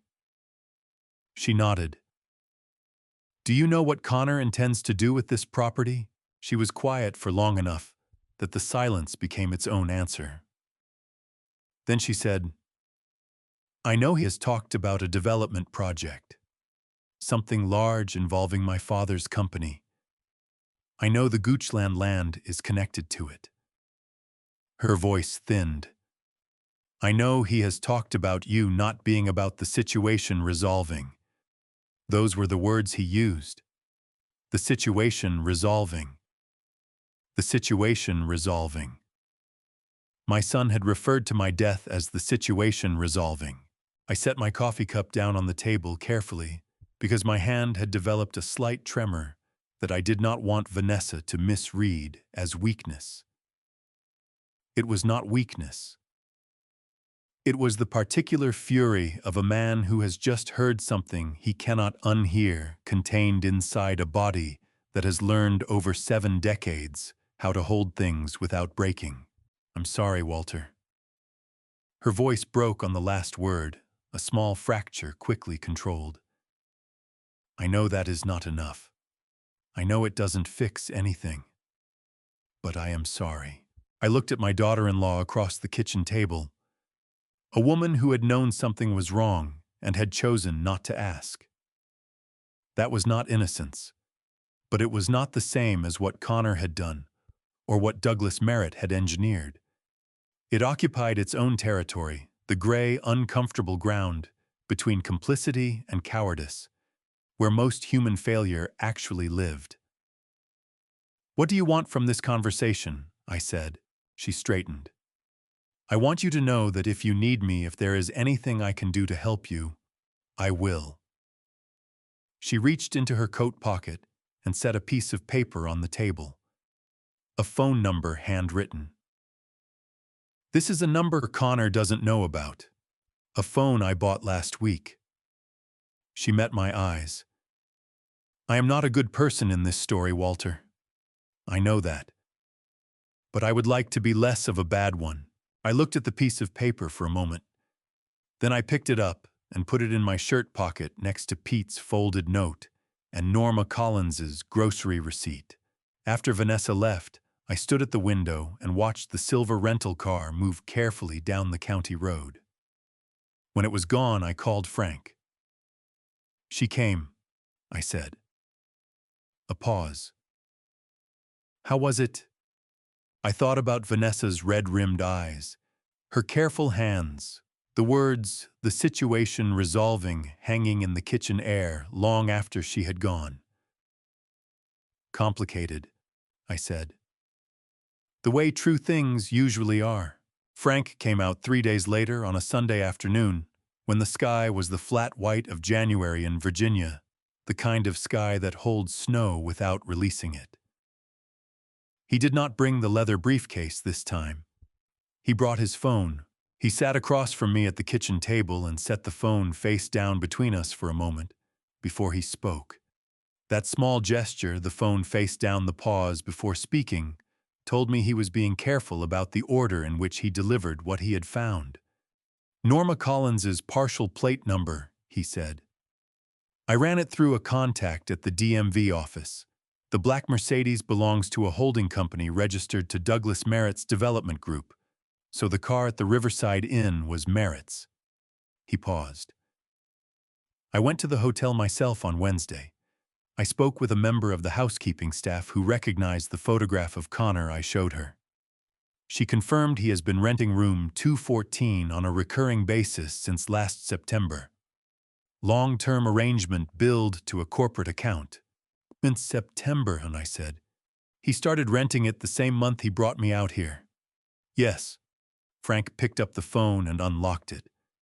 The same staff member allowed me to briefly photograph the room during her scheduled cleaning time Wednesday morning. I want to show you what I found, but I need you to be prepared for it. I looked at him. In 31 years, Frank Holloway had never once told me to prepare myself for anything.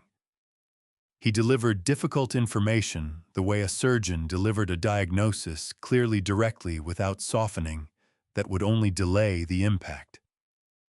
The fact that he was warning me now told me something about what was on that phone. Show me, I said. He turned the phone around and slid it across the table. The first photograph showed the desk in the corner of the hotel room. On its surface was a yellow legal pad covered in Connor's handwriting. I recognized the angular left-leaning script from 1,000 grocery lists and birthday cards and notes left on my kitchen counter over the years. The handwriting was the same. What it said was not. Frank had photographed it close enough to read clearly. A timeline written in 3 columns. The left column listed dates. The center column listed actions. The right column listed names and dollar amounts. The dates ran from October through March. The actions included entries I had to read twice before they fully registered things, like property transfer, initiated guardianship, petition, ruling, expected Sloan, confirmation, trust, dissolution, filing. The dollar amounts in the right column were large. The largest, next to an entry in February, had my name beside it, and next to my name the word settled. Settled. The way you settle an account. The way you close a ledger. My jaw ached. I had been clenching it without realizing. Swipe right, Frank said quietly. I swiped. The second photograph showed the same room from a wider angle, the desk, the window, the standard hotel furniture arranged in its standard hotel configuration. And on the wall above the desk, taped with a single piece of clear tape at each upper corner, was a photograph. I brought the phone closer to my face. It was a family photograph, taken in the backyard of our house on Maple Grove Road, in the summer when Connor was approximately 7 years old. Margaret was standing to the left, laughing at something outside the frame. Connor was on my shoulders, both arms raised above his head, in the particular triumph of a small boy who has reached the highest point available to him. I was looking up at him with both hands gripped around his ankles to steady him, and I was grinning the way a man grins when he is not thinking about anything at all except the moment he is in. I did not remember the photograph being taken. I did not know we owned a copy of it. But Connor had found it somewhere, and he had brought it to this hotel room where he sat planning the end of my life, and he had taped it to the wall above his desk where he would see it every time he looked up from his work. I set the phone down on the table. I pressed both palms flat against the surface and looked at the wood grain in the old tabletop, the same table that had been in this kitchen since Margaret's family owned the property, its surface worn smooth by decades of use. Frank did not speak. He understood the way he always understood, that there are moments when speaking is the wrong thing to do. I thought about that boy on my shoulders, 7 years old, arms raised, king of everything. I thought about the man who had driven me out here in September and set my bag on the floor and handed me a bottle of supplements designed to make me cough blood and driven away without looking back. I thought about the photograph taped to the wall between those two versions of the same person, and I could not make them fit together into something that made sense. And I understood suddenly that they were never going to. "Oh, Walter." Frank's voice was very quiet. "I know what you are thinking." "Do you?" I said. "You are wondering if there is still something in him that can be reached." He said it without judgment, without the brisk practicality he usually brought to difficult conversations. "You are wondering what the photograph means." I looked at him. "What does it mean?" Frank was quiet for a long moment. "I don't know," he said finally. And the honesty of that answer from a man who almost always had an answer landed in the room with its own weight. It might mean he is not entirely without feeling. It might mean the opposite, that he keeps it there to remind himself of something he has already decided to give up. He paused. "Either way, it does not change what he is doing." "No," I said. "It doesn't." I picked up the phone one more time and looked at the photograph on the wall of room 214. The boy with his arms raised, the man looking up at him. Then I set the phone down and looked at Frank. "I want to end this," I said. "Not next month. Not when the court schedules a hearing. Now." My voice came out steadier than I expected, which told me something about what had solidified inside me in the past 5 minutes. "Tell me what we need to do." Frank reached into his jacket pocket and pulled out his small notebook. He uncapped his pen and set the point on the paper. "All right," he said. "Let's talk about a recording." The first order came on a Tuesday morning in early February, 3 weeks after Frank and I had sat at the kitchen table and begun planning what came next. Norma Collins called while I was in the workshop fitting drawer slides into a small cabinet Tommy and I had built from reclaimed white oak salvaged from the loft. She was talking fast the way she talked when something had caught her attention, and she wanted to make sure she had yours. "That restaurant on Grove Avenue called me this morning," she said. "The one Connor takes his clients to Hargrove's. The manager said he heard about the Bennett workshop from somebody at the building supply on Route 52. He wants a quote on 8 side tables and a host stand. Custom work white oak if you have it." A brief pause. I told him you had it. I hope that was all right. I looked at the stack of white oak boards leaning against the south wall. We had enough for twice that order. "That was exactly right," I said. "Thank you, Norma." After I hung up, I stood in the middle of the workshop and looked at what we had built. The space was clean and organized in the way a working shop should be. Tools hung on their outlines along the north wall, lumber sorted by species and dimension. Along the south, the workbenches, solid and level, the floor swept. It smelled the way I had always believed a good room should smell: wood and sawdust. And the faint mineral sharpness of metal tools kept properly oiled. Tommy was watching me from the bench where he was finishing the drawer slides. "Good news," he said. "8 side tables and a host stand," I said. "Hargrove's on Grove Avenue."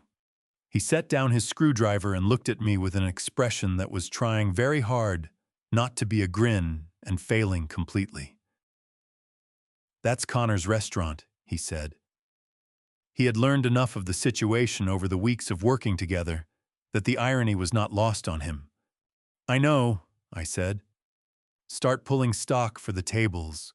White oak, quarter sawn if we have enough clear pieces." We were deep into the stock selection when Norma called again at 11:17. Her voice had changed, still controlled, but with an urgency underneath it. "Connor's car just passed my store heading your direction," she said. "He's not alone. There's a man in the passenger seat I don't recognize." I thanked her and set the phone in my shirt pocket. I looked at Tommy. "Keep working," I said. "Whatever happens, keep working." Connor's black SUV turned off the county road and into the gravel drive 12 minutes later.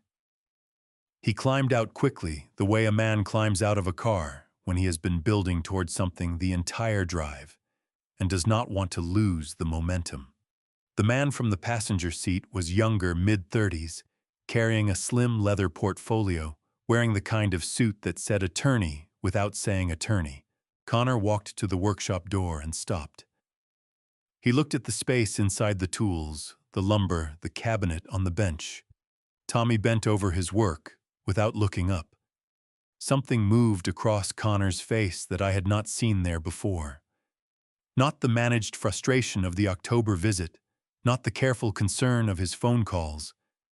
This was rawer than either of those. This was a man looking at something that had not been in his calculations. "Dad." His voice was flat. "We need to talk." "Come in," I said. "Mind the sawdust." He stepped inside but did not come far. The man with the portfolio stayed near the door.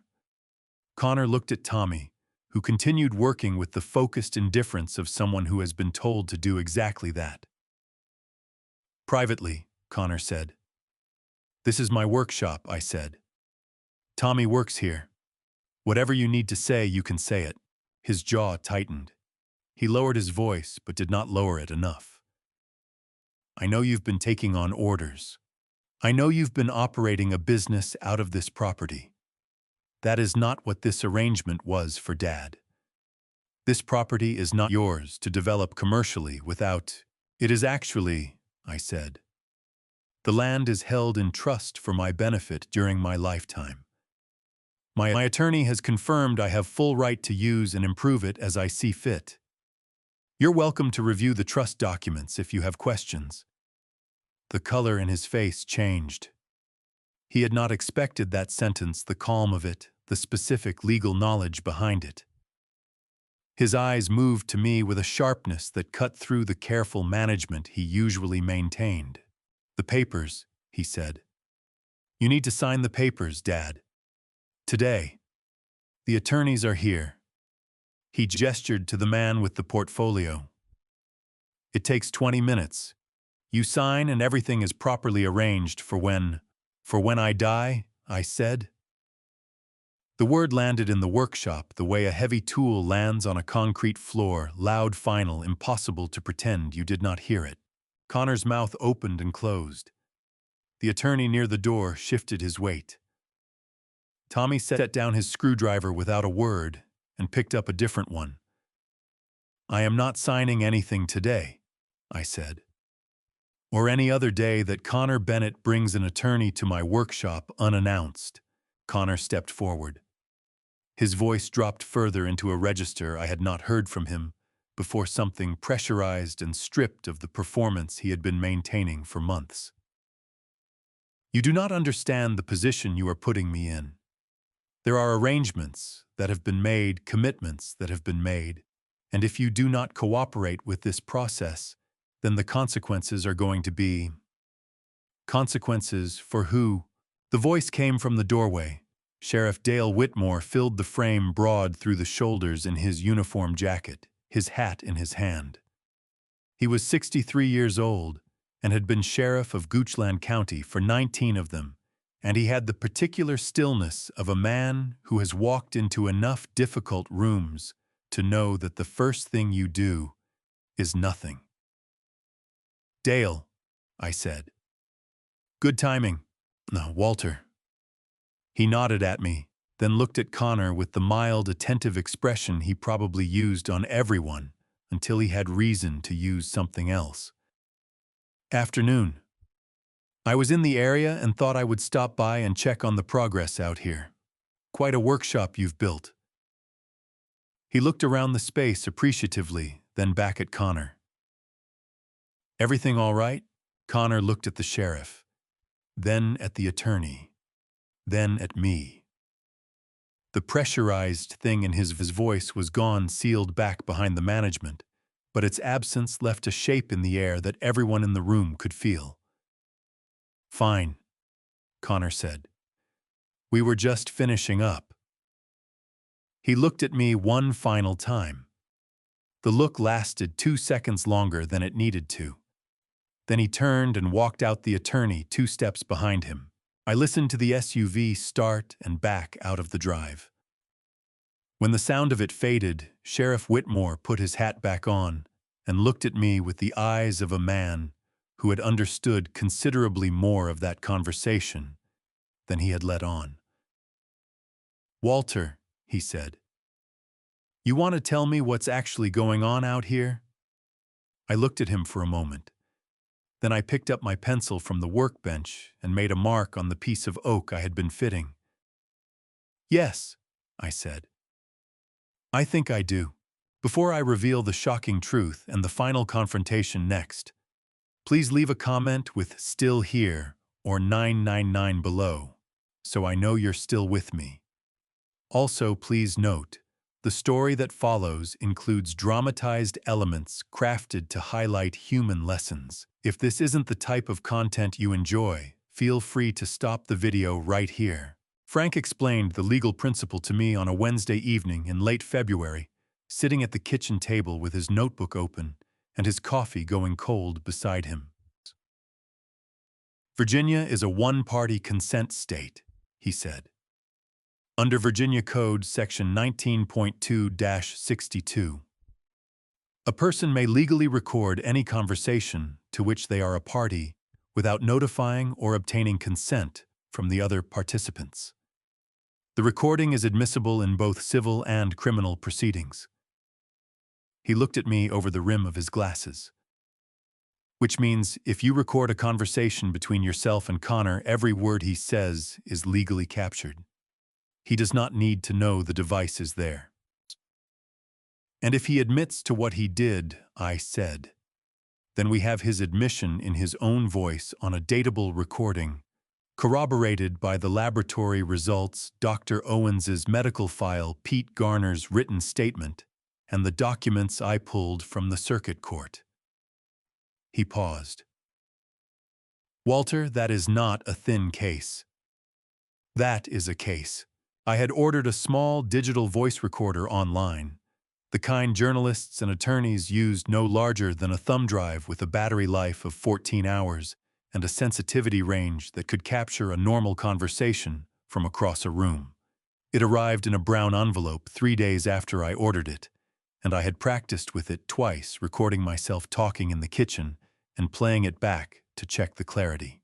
The sound quality was better than I expected. Every word came back crisp and unambiguous. I called Connor on a Monday morning in early March and told him I'd been thinking about the paperwork. I told him my head had been clearer lately, and I thought perhaps we should talk about the documents he wanted me to sign. I told him I was not saying yes. I told him I just wanted to understand what I was being asked to agree to. He arrived the following Thursday afternoon.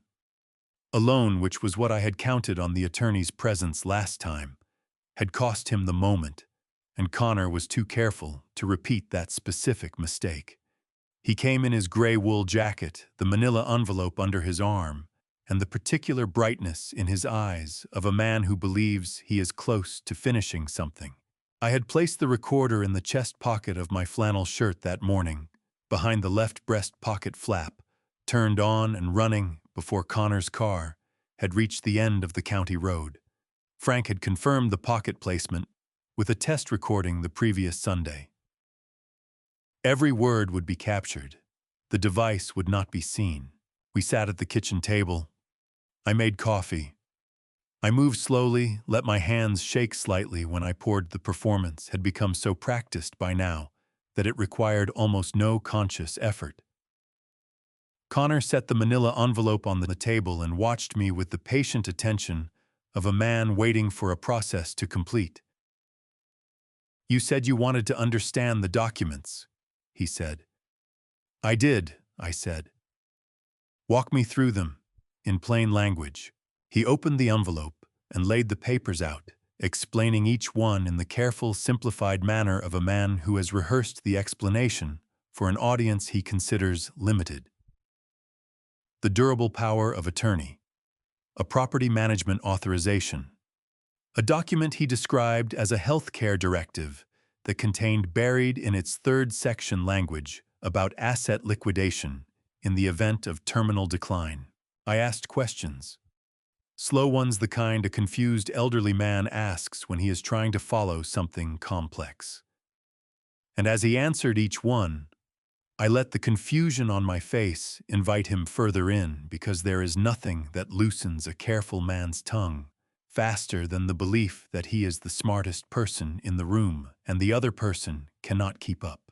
"Connor," I said, after he had explained the property management authorization for the second time, "I want to make sure I understand what happens to the Goochland land specifically. After I sign this, what happens to it?" He shifted in his chair. "The authorization allows me to manage the property on your behalf, which means I can enter into agreements regarding its use and development." "Agreements with Douglas Merritt's company," I said, a half-second pause. "Among other potential parties, yes. And the money from those agreements would be managed through the trust structure for your benefit." I looked at the papers. Then I looked at my son. "Connor, I need you to tell me the truth about something."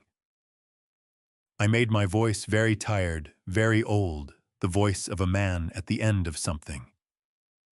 "The medication, the steam machine, Dr. Sloan's diagnosis." I paused. "Did you arrange that?" The silence that followed lasted 4 seconds. I counted them. When Connor spoke, his voice had changed. The rehearsed patience was gone. What was underneath it was quieter and more honest, the voice of a man who has been carrying something heavy for a long time and has just been offered, or believes he has been offered, the chance to set it down. "I needed you to be somewhere manageable," he said. "Sloan owed me a favor, an old business thing, nothing that mattered anymore. He agreed to document a diagnosis that would give us grounds for the arrangement. The supplement was, it was just a botanical irritant. Nothing permanent. Nothing that would actually hurt you." "But the steam machine," I said. "The blood." Sloan said it would produce convincing symptoms. He said the effect would reverse completely once the treatment stopped. Connor's voice dropped further. "I needed the guardianship petition to have medical backing. Without Sloan's documentation, there was no legal basis for any of it." "And the property," I said. "What does Merritt pay you for it?" Another pause, shorter this time, as though the momentum of honesty had built enough to carry him past the last barrier. "The land completes his Route 60 assembly. He has buyers lined up for the full development package. My cut is the executive position and 4% of the project revenue." He stopped. Then very quietly, "I needed this, Dad. The business has been losing money for 2 years. Vanessa doesn't know. Merritt offered a way out and He stopped again. "I told myself you wouldn't suffer, that it would be quick and you would never know any of it." I looked at my son across the kitchen table. He was looking at his hands, his shoulders forward, the posture of a man who has just heard himself say out loud what he has been thinking privately for a year and found that it sounds considerably worse than it did inside his head. "Thank you for telling me," I said. He looked up. Something flickered in his eyes, relief, confusion, the first edge of something that might have been suspicion if he had trusted his instincts more. He did not trust them in time. I reached into my chest pocket, took out the recorder, and set it on the table between us. It was still running. The small red light on its face was visible only if you were looking for it, and Connor had not been looking for it. He stared at it. The color left his face in a single, complete withdrawal, the way water drains from a basin when the plug is pulled. "Connor," I said. My voice was steady. Not cold, not triumphant. Just steady the way a hand is steady when it has set something down that it has been carrying too long. "I think you should go now." He stood. He did not take the manila envelope.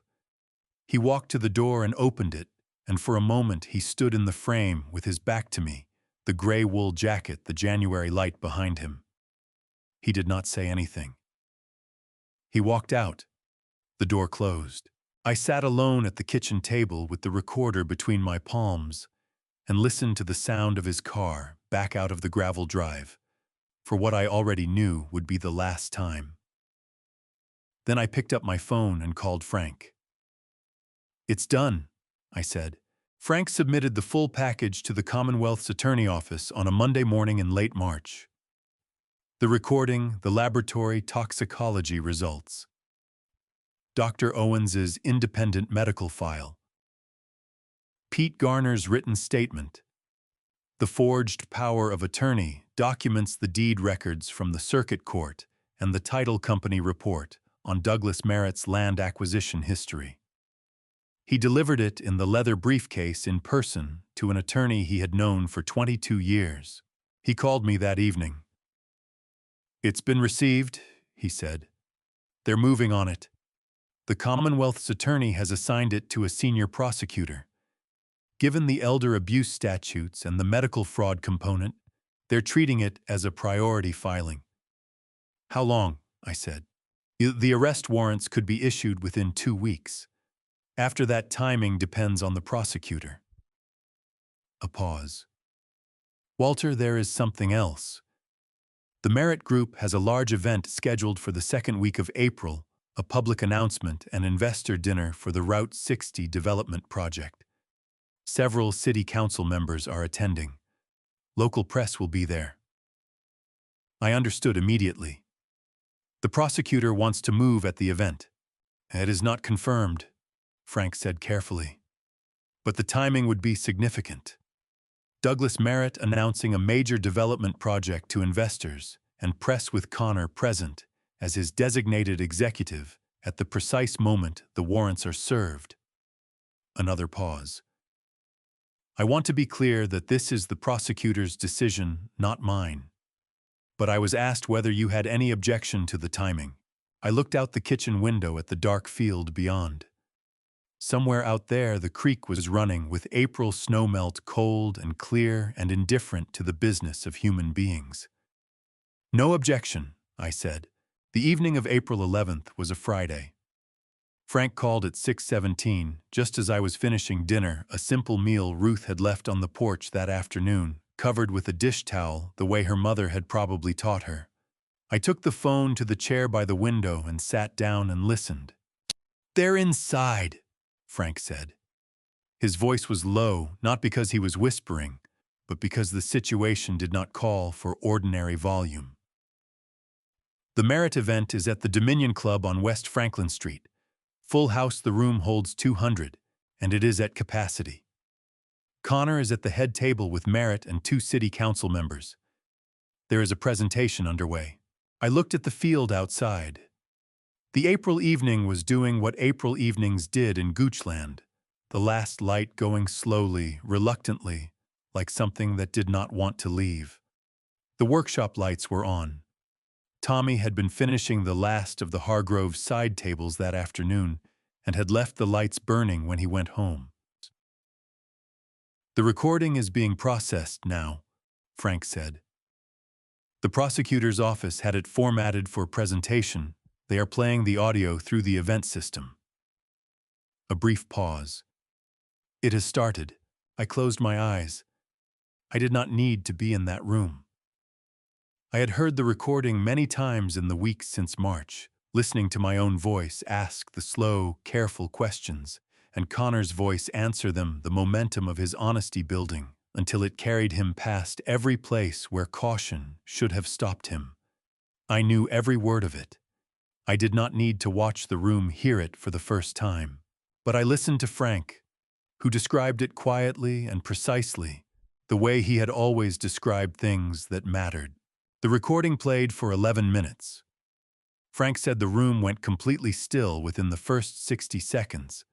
The particular stillness of 200 people, hearing something they cannot unhear and understanding simultaneously that they are not meant to be hearing it. Douglas Merritt attempted to stand at the 4-minute mark and was seated again by 2 plainclothes officers positioned at the head table since before the event began. Connor did not move at all. Frank said he sat with both hands flat on the white tablecloth and looked at the center of the table and did not look up. When the recording finished, the Commonwealth's attorney's representative stood at the podium and read a brief, prepared statement. The nature of the charges, the legal process that would follow the existence of a full investigative record available to the press through the clerk's office. Then the warrants were served. Connor Bennett was charged with elder financial abuse under Virginia Code, Section 18.2-369 conspiracy, to commit fraud and attempted financial exploitation of an incapacitated adult under Virginia Code Section 18.2-369.1. Dr. Raymond Sloan, who was taken into custody at his clinic on Monument Avenue at the same moment the warrants were served at the Dominion Club, was charged with medical fraud and conspiracy. Douglas Merritt's development group was placed under a court-ordered asset freeze pending a full financial investigation. Frank described it all in the same quiet, precise voice. When he finished, there was a brief silence between us. The comfortable kind, the kind 2 people share when they have been through something together and do not immediately need to fill it with words. "Walter," Frank said finally. "It's done." I had heard those words before. I had said them myself into the phone sitting at this same kitchen table the night Connor walked out. But hearing Frank say them now from across the city, from a room where 200 people had just heard my son tell the truth about what he had done, they meant something different. They meant finished. They meant over. They meant the thing that had begun on a gravel driveway in September was now finally complete. "Thank you," I said. "For all of it." You did the work," Frank said. "I just carried the briefcase." After I hung up, I sat for a long time in the chair by the window. The workshop lights were still on across the yard, throwing a warm rectangle of yellow out onto the dark ground. The field beyond was invisible now, swallowed by the April night. But I knew it was there, the soil, the grass coming back after the winter, the creek moving cold and clear along the western edge of the property. Margaret's land. My land. I thought about the morning Connor had driven me here, and the sound his tires made on the gravel when he left. I thought about Pete Garner standing in the doorway with his coffee mug. I thought about Ruth finding the oilcloth bundle in the wall, and Frank spreading documents across the kitchen table, and Tommy Briggs shaking my hand with both of his on a cold November morning. I thought about my wife who had seen something I could not see, and had found a way to tell me about it from a place I could not reach her. Outside, the April night was quiet. The creek ran. Somewhere in the dark, a whippoorwill called once clearly, and then was still. I stood up from the chair. I walked to the door and opened it, and the night air came in cool and clean and smelling of the earth, coming back to life after a long winter. I stepped out onto the porch and looked up. The sky over Goochland County was full of stars. Summer came to Goochland County the way it always did, without asking permission, filling every corner of the property with heat and green, and the particular insistence of life that has been waiting all winter to say something. The workshop ran 6 days a week by July. Tommy managed the production schedule with the focused competence of someone who had found the work he was built for. Pete handled deliveries and material runs in the old truck Frank had helped me purchase in May, driving the county roads with the quiet purposefulness of a man who had decided late but not too late what kind of person he wanted to be. Norma Collins distributed our pieces to 3 restaurants and a hotel in Richmond, now keeping a handwritten ledger she updated every Friday, with the precision of someone who understood that good records were their own form of protection. Ruth came most mornings. She brought coffee, checked the progress, offered opinions on wood selection and joinery that were always correct. We did not speak much about what had happened in the fall and winter. We did not need to. Some things are understood better in the doing of ordinary things side by side than they are ever explained in words. Sheriff Whitmore stopped by on a Tuesday in late June. He sat on the porch with me and drank iced tea and told me that Connor's case had been bound over to the circuit court for trial, that Dr. Sloan had entered a plea agreement with the Commonwealth's attorney, and that Douglas Merritt's development group had lost its financing after the asset freeze and was unlikely to recover. He said it plainly the way he said everything, and when he was finished, he looked out at the workshop and said it was a fine thing what had been built out here. I agreed with him. That evening I sat alone on the porch after everyone had gone home. The sun was going down behind the tree line in the west, painting the field the color of old brass. The workshop door was open, and I could smell the sawdust on the evening air, clean and honest, the smell of wood given a second purpose. I took Margaret's notebook from my shirt pocket. I carried it with me most days now, not to read, but simply to have near. I held it in both hands and looked at the field and thought about everything it had taken to get from that September morning on the gravel driveway to this July evening on the porch. I had lost a son. Not to death, but to choices he had made long before he drove me here, choices that had been building quietly in him for years while I was not looking. That loss was real, and it would not stop being real. I did not expect it to. But I was sitting on land my wife had loved in the last light of a summer evening with sawdust on my boots and work to do tomorrow. I put the notebook back in my pocket. I went inside, washed my hands at the kitchen sink, and stood at the window looking out at the darkening field. Somewhere along the creek, a whippoorwill called. The workshop light was still on, throwing its warm rectangle out onto the ground. I thought about what Margaret had written on the last page of her notebook. He always finds what he needs to find. That is who he is. I turned off the kitchen light.